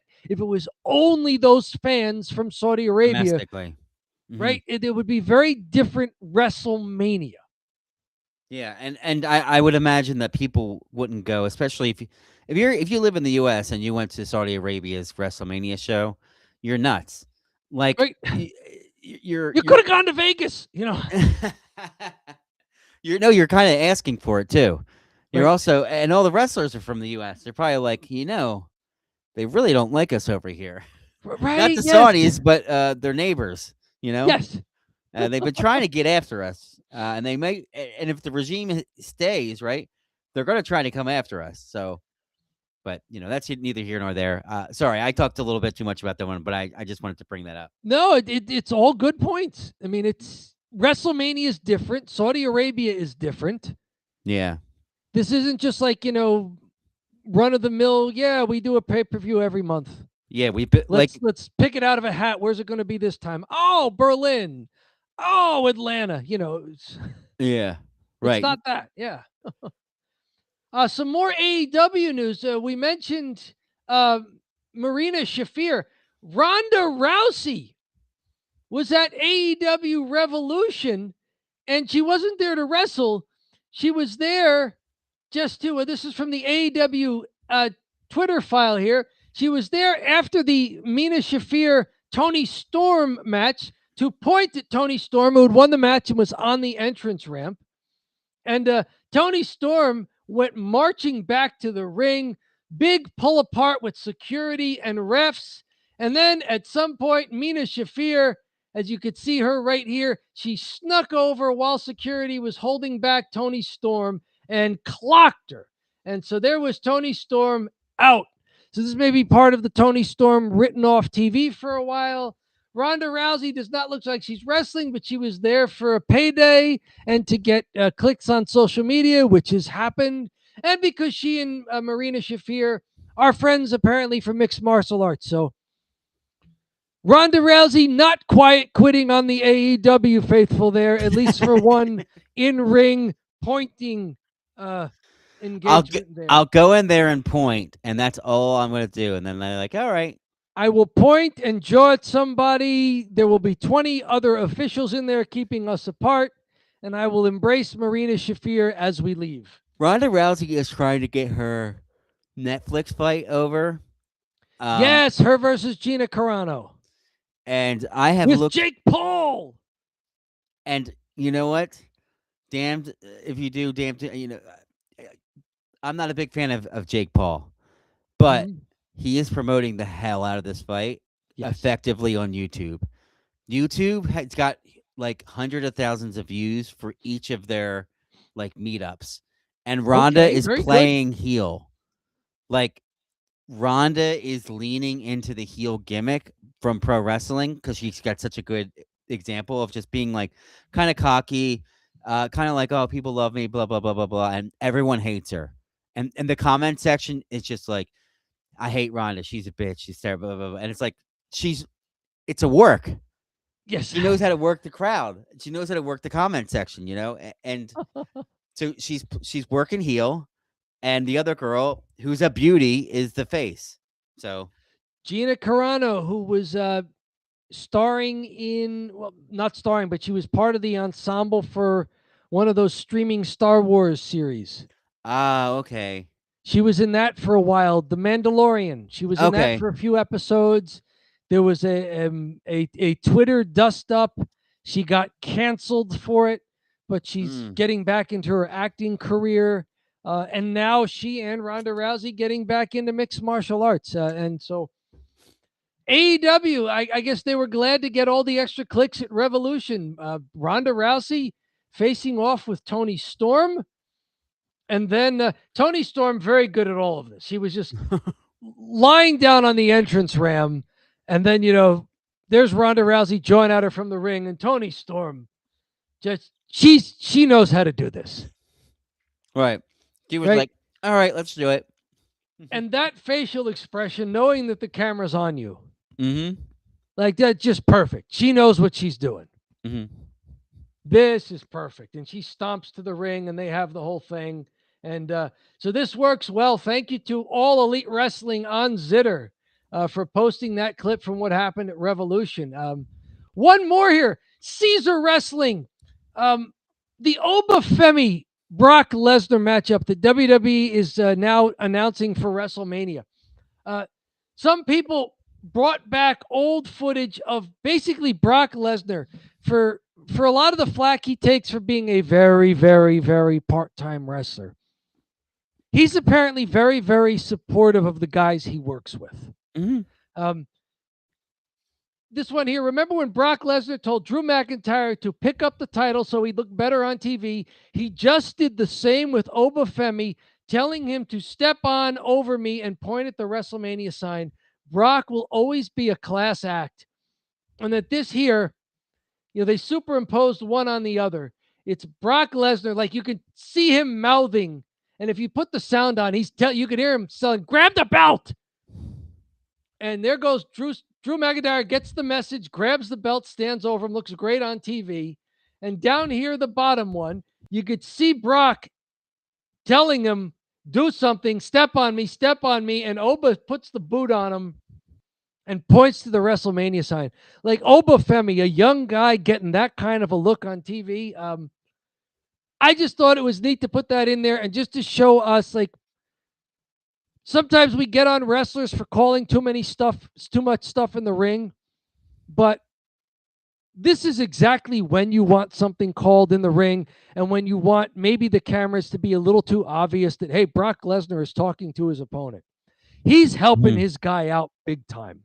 This is not John Cena screaming, clothesline, or screaming tag at his, partner because he's setting up the hot tag. This is Brock Lesnar really trying to help put somebody over. I thought this was really cool. I thought it was cool. I sent it to you. What did you think of this? We got some messages here from Nick Teodoro. Said Rousey is very good. Is there just to promote? Yes, and good for her. Do it. Terrible would have been a great match. I guess probably wanted to see them wrestle. Tony versus Ronda. Okay. Yeah, that would have been cool. To be fair, going in and pointing has been a lot of the Royal Rumble winners this last few years. Yeah, like everyone. Sure, yeah. Points. Point to the sign. Don't forget. Yes. There it is. Obafemi pointing to the sign. He told him. Thanks for that, Nick. And thanks for hanging in with us for a while here. And look, I think we're beating SmackDown. We're beating SmackDown in the ratings. We have Nick Teodoro on our line.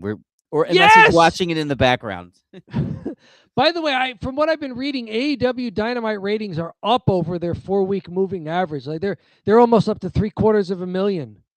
You know viewers. So they're creeping up again. So good for Dynamite. And you know what? It must have something to do with the fact that we reviewed their show. I think that's really been the big key.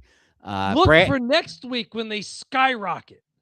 Brandon Thurston actually has a report out about how Don't Bury the Lead has skyrocketed ratings. Oh, if I see that, that'll be definitely cheap heat next week. Right. We could just message Brandon Thurston, like, yo, just say that we did it. I do follow and subscribe to him on Substack. Yeah, you should say, say that we did it. So, anyways, neat anything? stuff from Brock Lesnar here. Yeah, for sure. I like it. He doesn't wrestle a lot, but when he does, he seems to be a real pro about it. So very good for him. Logan Paul is a babyface. I have known this about him, that he has it in him. He wants to be a babyface. He wants to be a babyface. Clutch points here. WWE star Logan Paul breaks his heel gimmick and donates $20,000 to Texas students. They were in San Antonio recently for Raw. Paul and other WWE superstars visited Holy Cross of San Antonio High School. Paul surprised 2 seniors in high school with a $10,000 donation for each of them. He also shared a motivational speech about hard work and boosting one's self-confidence. Well. What do you think of Logan Paul trying to buy people's affection? I have a question for you, Dom. How much of the money from CryptoZoo did he give back to the children he stole the money from? I have no idea, but I'm pretty sure he told them about self-confidence and about hard work. Logan Paul, he's getting the hang of being a corporate WWE employee. No, he really is. Yes. Donate $20,000 to some kids because you stole about $4.1 million across 100 people. Recently, another former WWE United States champion, LA Knight, also donated $20,000 to the United Way of Washington County, Maryland, to help support his hometown community in Hagerstown, Maryland. So more LA Knight, Logan Paul connections here. They're still kind of feuding with the Vision, that program, and of course they had their big feud over the WWE's U.S. Championship a while ago. So yeah, this is the kind of thing that people do. They give back. It just seems weirder when Logan Paul does it because he's all over the media and he's supposed to be a heel. And we wonder about Logan Paul doing things just because, yes, he did have a weird NFT cryptocurrency debacle which he did not pay back. Not too distant past, right? He should have said, "I'm sorry. Here's the money back." That would have been the face thing to do. But anyways, at least the other girls got 20,000 grand. That's all right. At least they did, right? Yes. Yeah. From WrestleZone, Hulk Hogan omitted from the 2026 Oscars in memoriam segment.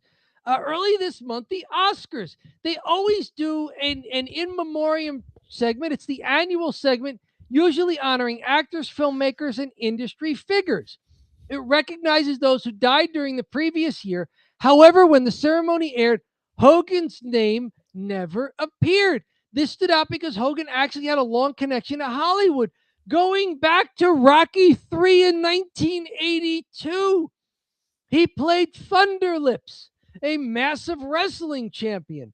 That was huge for Hogan's career. He also starred as Rip Thomas in No Holds Barred, did other programs like comedy things, family-type movies, also made cameo appearances in films like Gremlins 2, The New Batch, and Muppets from Space.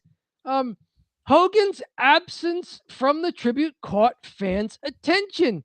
And it wasn't just the televised segment either. The omission also appeared on the official list published by the Academy of Motion Picture Arts and Sciences on its website. What say you about this Hulk Hogan being omitted from the annual list of Hollywood stars who have passed away? At first I was like, well, maybe he's not big enough of a star. And they only do like the big stars, almost like a Hall of Fame level. Mm-hmm. Like, if Danny DeVito died, he'd be on there, something like that. Then I looked at the list. I don't recognize any of these people. These people are like wardrobe people. You've got people that are actors and actresses I've never heard of, directors I've never heard of. I couldn't name one thing they were in. I don't know what they were in.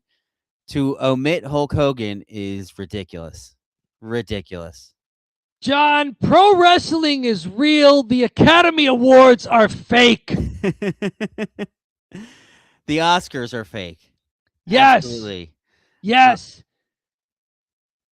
And on that note, speaking of dress up, also from WrestleZone, AEW star Don Callis mocks fans with his podcaster cosplay at an AEW live event. It was a premium event for fans, kind of a meet and greet with some of the stars. Dom, do you want me to play the footage? Oh, sure, if you want to do it, yeah. Yeah, let's. I'll share my screen and then we'll walk through it. All right, so let me just share here, and then we'll go through.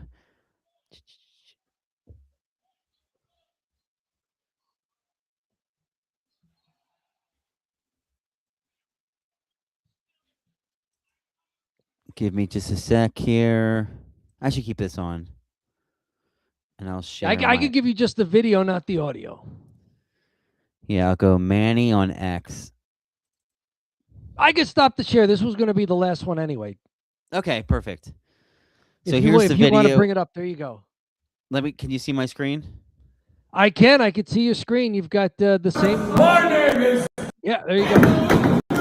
My name is Don Michael Callis. And I came here tonight to prove a point. Point number one. This is how I see all of you.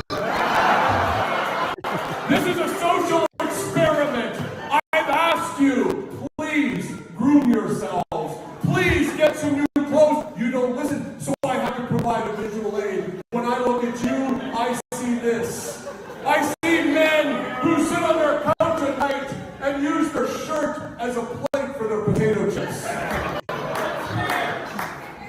You people paid your money to be here tonight, and you fought. You got the great Kyle Fletcher. You got the great Tanoke Takeshita. But what you didn't know is that Don Michael Callis was sitting right next to your pathetic asses this entire time. And I gotta say, it doesn't smell too good in here.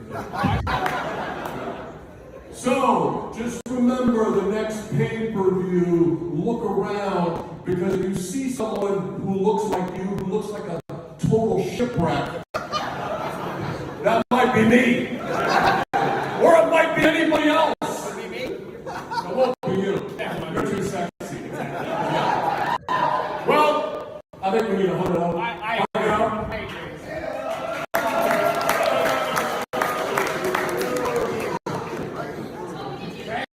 He just told me I look sexy with facial hair. I look like Jeff Jones has been living under a bridge or something like that. I don't know.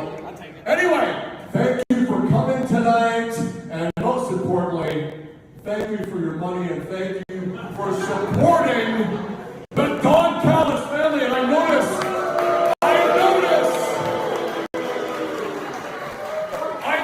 Dark Matt told Cabana and that troll referee being in here pretty quick when I came up here, didn't they? That's what happens when you bury people.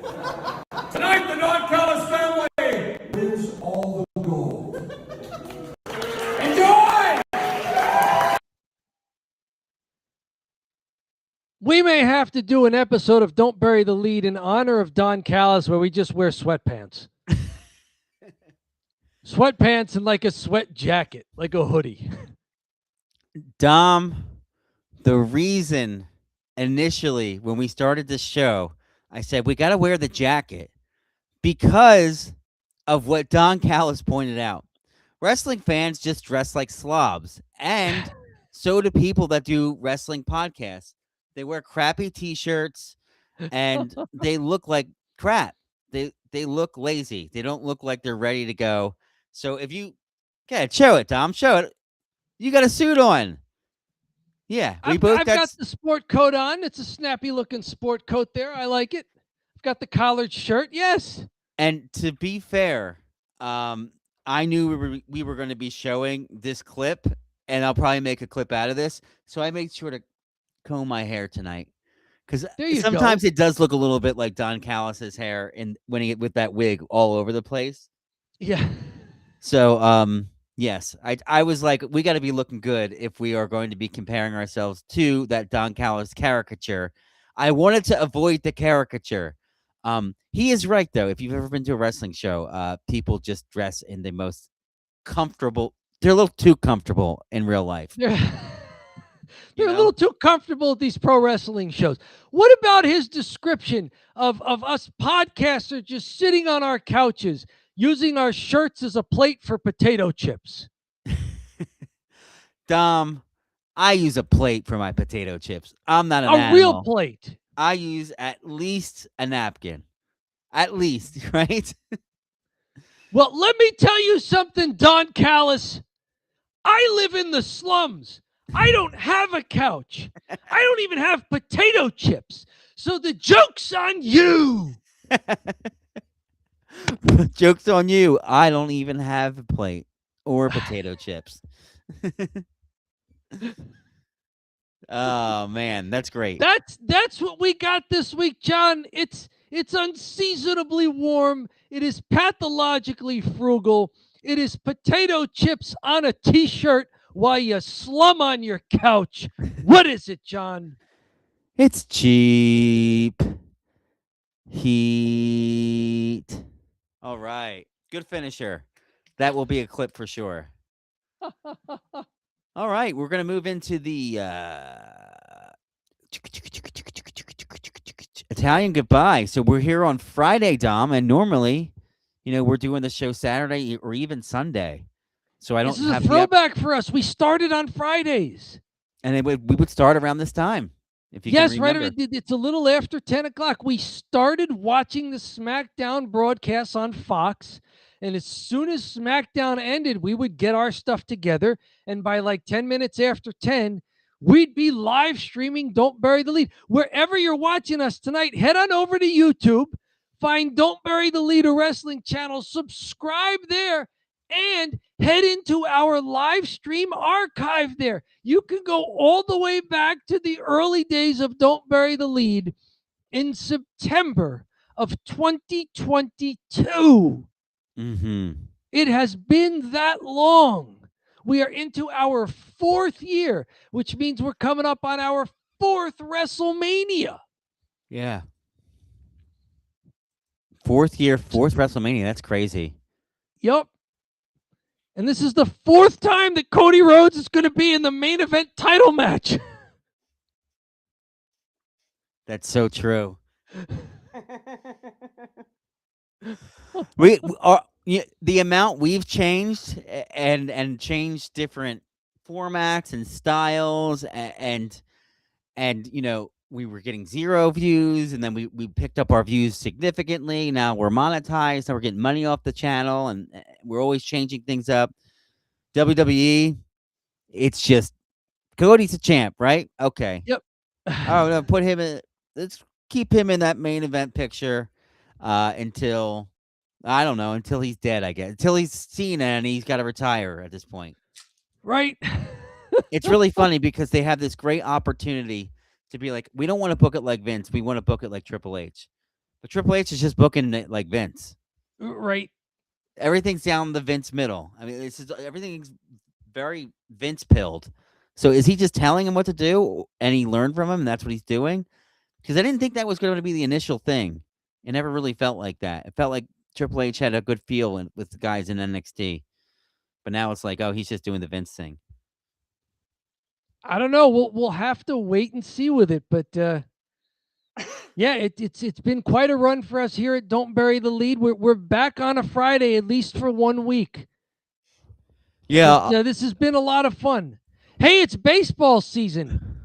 Anybody want to talk baseball for a couple of minutes out there? I'm in. Let's do it.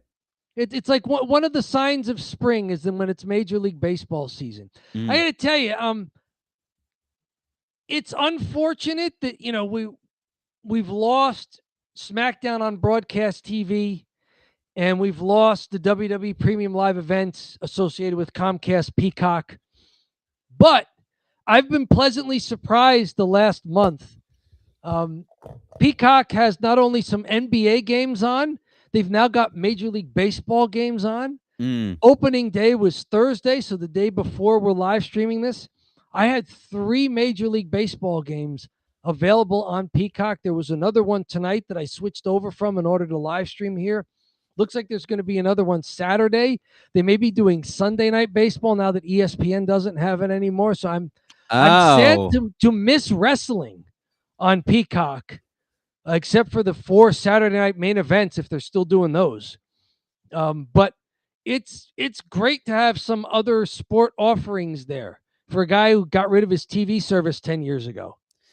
Yeah, you know what? You might have made out too, because you can at least find the illegal stream of all the wrestling shows, right? It's really I can find next day stuff for wrestling, even if it's on the streaming platforms.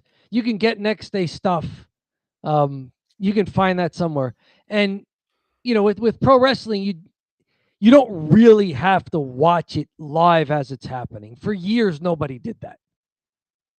It was all syndicated and tape delayed unless you were in the arena. Mm-hmm. It was really the Monday Night Wars that brought that live programming aspect to primetime television. Oh, so I'm just looking up here. I said, is WWE Saturday Night Main Event done? They said WWE is planning more shows, 4 total. Next one is May 23rd, 2026. WWE Corporate released this. It just comes a few times. Okay, that's Memorial Day weekend. There you go, Memorial Day weekend. Very good. So we'll have that Saturday show. That's good. Yeah, so it'll be on Peacock. So interesting. Peacock still gets the Saturday Night Live or Saturday Night's main event. So they still have that. Which were supposed to be broadcast by NBC, but after the Goldberg's final match thing, and they were complaining that, that whole post-match thing ran too long and NBC had to cut it with their heart out. That, everybody complained, how come Goldberg didn't get to finish his speech? It's like, well, because it was broadcast television and you have to leave. You have to leave.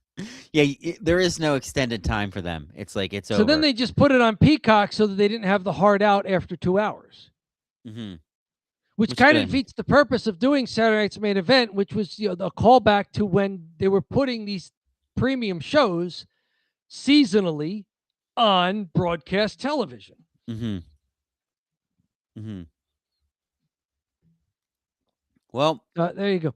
Any other fun stuff happening this week? I am going to New York City. I'm visiting. And is this a special thing or just hanging out in the city? I'm going with Steve LaCastro, a.k.a. Steve Farley. Yes. Brent Mooring, a.k.a. sometimes called Hakeem Olajuwon, and Brent Mooring, senior official. From NJCW, yes. From NJCW, yes. Are you guys booking the NJCW return show? Oh, I'm sure we'll talk about it endlessly. We're going up to visit an old friend of Steve's and mine from college at Rowan. He lives in New York. Well, I should say he lived in New York all through his 20s and 30s, but he moved to the suburbs of New York State. So now I was like, just for old time's sake, why don't we go check out New York? We're going to go to a restaurant and get a big lunch, and then we'll see where the night takes us. Maybe we'll do some karaoke or something like that, but it should be fun. There you go. I have heard that New York City can be known, but you mentioned big lunch. I've heard it's known for its big salads. like Seinfeld? Yes, the big salad. Just make sure you thank the right person for it. I'll get you a lunch. If you go, get a big salad. Yeah, that's great. New York City's known for the big salad. I'll try to see where I'm going. Do you go to New York at all? Or you're more a New York State guy, right? I grew up outside of New York City, but I don't travel back there at all. No. Gotcha. It's Sardi's, West 44th Street. If that does anything for you. No, I don't know the city that well. Mm-hmm. But if you're heading out to the suburbs, I know a little bit about Long Island and mainland New York. Yeah.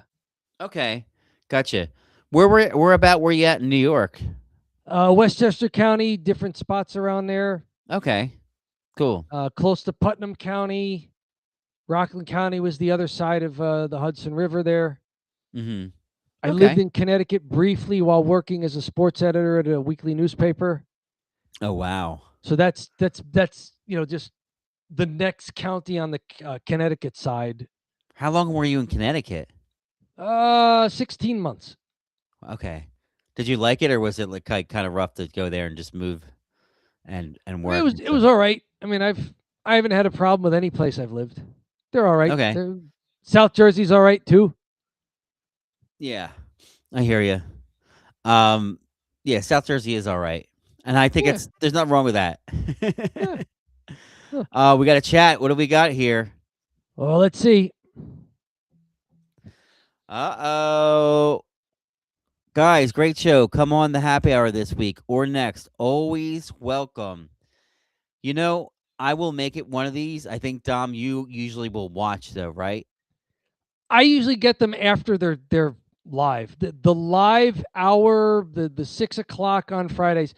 If you're around 6 p.m. on Fridays Eastern time, they do live stream over at the Nick Club Wrestling Happy Hour. Go check it out. Check It's that a good out. show. I think you have pretty good guests on, and you guys keep it light and fun. It's a good show. I am rarely able to live stream with you. Ah, okay. You watch afterwards. I do. Mm-hmm. I'll flip it on for a little bit, depending on what I'm doing. But I usually try to catch at least 15, 20 minutes of it. But then, yeah, like if I go for a walk that Friday night, I'll re-listen to it. So, Yeah. but Nick, good. I probably would do better on the Monday show. So just text me. You have my number. We have text about Restream a couple weeks ago. So. Okay, very good. Oh, look at this. Didn't Uh-oh. know Dom was such a journalist. Me too. 20 years in New Jersey doing sport. Love it, guys. All right. Yeah, that was kind of my first career. I did sports as a high schooler for local papers. I would cover high school sports. Was sports editor at my college newspaper for a year. And then my first job, I got it a couple of months before graduating college. I clerked at the Scranton Times-Tribune. I would do sports 3 days a week and just the news desk 2 days a week. And then, I got into sports editing at a weekly, and then wound up in South Jersey working as a sports writer for the dailies down here in the southern part of the state. Yeah, that was my first career, sports media. Yeah, old newspapers. Didn't you get something pushed to anything else other besides newspaper? Didn't you have stuff in the Wall Street Journal or something like that, or a bigger producer? Or no, am I making that my up? last stop in newspapers was I worked for the Courier Post, which was owned by Gannett, which at the time was the largest daily newspaper company. They own USA Today. Some of their bigger properties, I think, were in Cincinnati and Louisville. Mm-hmm. They own 6 or 7. I'm not kidding. They own like 6 or 7, I think, newspapers in New Jersey. So while they didn't have like the Newark Star Ledger, which is the biggest paper in the state, they had something like their biggest property was the Asbury Park Press in northern Jersey. The Courier Post was a big one out of Camden County. Yeah, I'm familiar. They had with other Courier ones, Post for sure. like I think they had the. Did they have the Bergen Record for a while? They had one of the Trenton papers as well. So Gannett was a big chain of daily newspapers, and I worked for Gannett at my last stop in the newspaper business as a full-time. Yeah. Look at this. It says, same Dom, worked in Morris and Bergen County most of the time. That's why Nikki and I started the channel, since she was a journalism major and I did as well. Okay. Good transition, right? There you go. Very good. And then also another one here. I worked with NJMG. Gannett owned them as well. Okay. Yeah, now I think all their stuff is right now consolidated on NJ.com.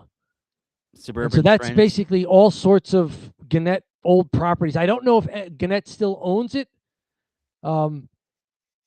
Yeah, Gannett owned USA Today, and what we noticed at those Gannett papers is that to save money, they would just sort of send us USA Today's national and world content, so we would stop doing our own nation and world coverage, and we would just run Gannett Wire stuff. And then at some point, they just started sending us ready-made USA Today pages.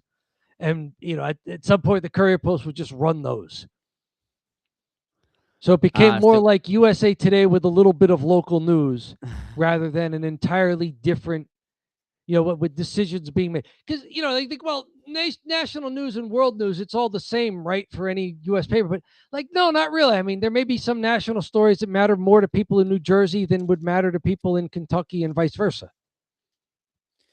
Now, but yeah, after a while, we were just getting USA Today content and just plopping it wholesale into the Gannett paper. So that was a little bit after I left, though. I left in late 2002, early 2003. You kind of saw the writing on the wall? Oh, yeah. I left because I was looking around the newsroom and I said, this isn't going to be here in 25 years. Yeah, I was working with people who had been in the newspaper business and sometimes at the Courier Post for 30 years. And they were holding on for retirement. I'm like, I'm not going to work here for 30 years. Are you kidding? Yeah, you won't make it. This is great. I love this. We knew we all found each other for numerous reasons. LOL. Yeah. Small world, right? New Jersey people that like wrestling, and you guys are all at some point in the journalism thing. Are you still in it, Nick, or are you just totally out of that industry now? I'm just curious because, it's an interesting industry. Yeah, newspapers are definitely interesting. They've downsized. The internet changed a lot for them. Mm-hmm. I mean, you got your Substack now too, Dom. So after I wrote the book, I got back into. I said, let me try Substack, and I really like doing it. Keeps me sharp. Mm-hmm. And there's a lot of and when I started doing the Sunday Buffet podcast, just half hour that I publish Sunday mornings, there's a lot of don't bury the lead on the Sunday Buffet. Let me tell you. I could know. It's basically just me for half an hour, and I share my screen. It's a one-person video conference, and I share my screen, and I just blast through stuff. You modified the topic. It's the same thing, though. It's GP. It's the griddle, the salad bar, and the omelet station. Yeah. Instead of the lead, the follow, thumb drive, cheap heat, and Italian goodbye. Right. But it's in the style of the cheap heat segment. It's this because you have the screen up right away, I've got the screen up. Yep. The salad bar, I bring up the screen, and I kind of do it in, there's always the lead. In fact, on my templates I have set up for my articles, underneath the date, I have as my template, there's just one line on it. It says, don't bury the lead. Because I'm trying to remind myself, make sure you have a topic in mind and that you don't meander too much. Yeah, that's cool. We meandered this to don't bury the lead, but I thought that was funny. It's the Italian goodbye. We're meandering to the door, but we don't meander the lead. We got this. I was there 2014 until 2020, so you're there for a while. Okay, recently. See, I was in broadcast media from 2014 to 2020, like those exact years. I worked for the Univision affiliate that has their offices in South Jersey. It's the Philadelphia affiliate. And I worked there 2014, freelancing and engineering and operations. And then by 2017, I was doing their new internal digital commercial supply chain stuff and wound up going full-time there in 2018. And then I lasted until end of 2020 there when they did some ownership changes. So while you were in newspapers, I was in broadcast, which is why when I do, my own Sunday Buffet, I'm used to putting together half-hour news programs that, you just go. There's no editing. You go. Right. Like you start and there's a hard out and you finish. And there you go. And you get everything done and you do it. And if you make a little mistake, you don't whine. You just correct it. Like me trying to pronounce Eugenio Suarez's name. It's like you try your best. If you mess it up, you give it another shot, and then you say, "I'm sorry, I'm butchering the man's name, Eugenio Suarez." That's why we don't critique botches too much, because we know, right? because I know what it's like to botch, so I don't really like. I'm not like, how could he do that? I'm like, I kind of get it, you know. And when we do critique a botch, we're usually like, giving them kudos for rescuing it. Yes. It's mostly the critiques I have for botches are around, oh man, he did it. It's not a critique. It's like, oh, he good improv with his like Yes. mess up. Happy accident. Yeah, I like to land on that. Not like, Yes. oh no. Except for I did a video about Adam Copeland when he broke his leg. That was just a straight botch. But yeah. Yes. That was like, why are you jumping off the top of the cage? All right, Dom. I think that's a good place to put a pin in it. Nick, thank you so much for all the feedback tonight. I really appreciate it. I will text you and I'll let you know one of the nights when I'm available. I'll text you right after the show. And we also had the Fixer on. Anybody else on live stream today? Wherever you were live streaming with us, whether it was Twitch, TikTok, YouTube, Zitter, head on over to the home base at YouTube. Don't Bury the Leader Wrestling channel. Subscribe, help us climb the next mountain. You not only get the full archive of all these live streams, you get the edit videos that John makes and the hashtag shorts, the under 60-second content. It's all there. Don't Bury the Lead on YouTube. that's right, Tom. All right. I think that's a great way to end it. I said I didn't really know who was on TikTok. I don't know, maybe about 6, 7 viewers. There 6, you 7 go. viewers. Oh, that's our magic number for TikTok. I can't see the view count, so I'm not sure. Okay. Nick, thanks so much. And Dom, thank you very much for hopping on here and being a good sport doing AEW. This was fun. We should do it every now and then. It was fun. I enjoyed this. I would be open to doing AEW again. It's a good time, but it's time for us to skibbity, right? It's skibbity toilet, right? Right, skibbity skibbity. All right. And so Dom, thanks so much and have a great rest of your evening.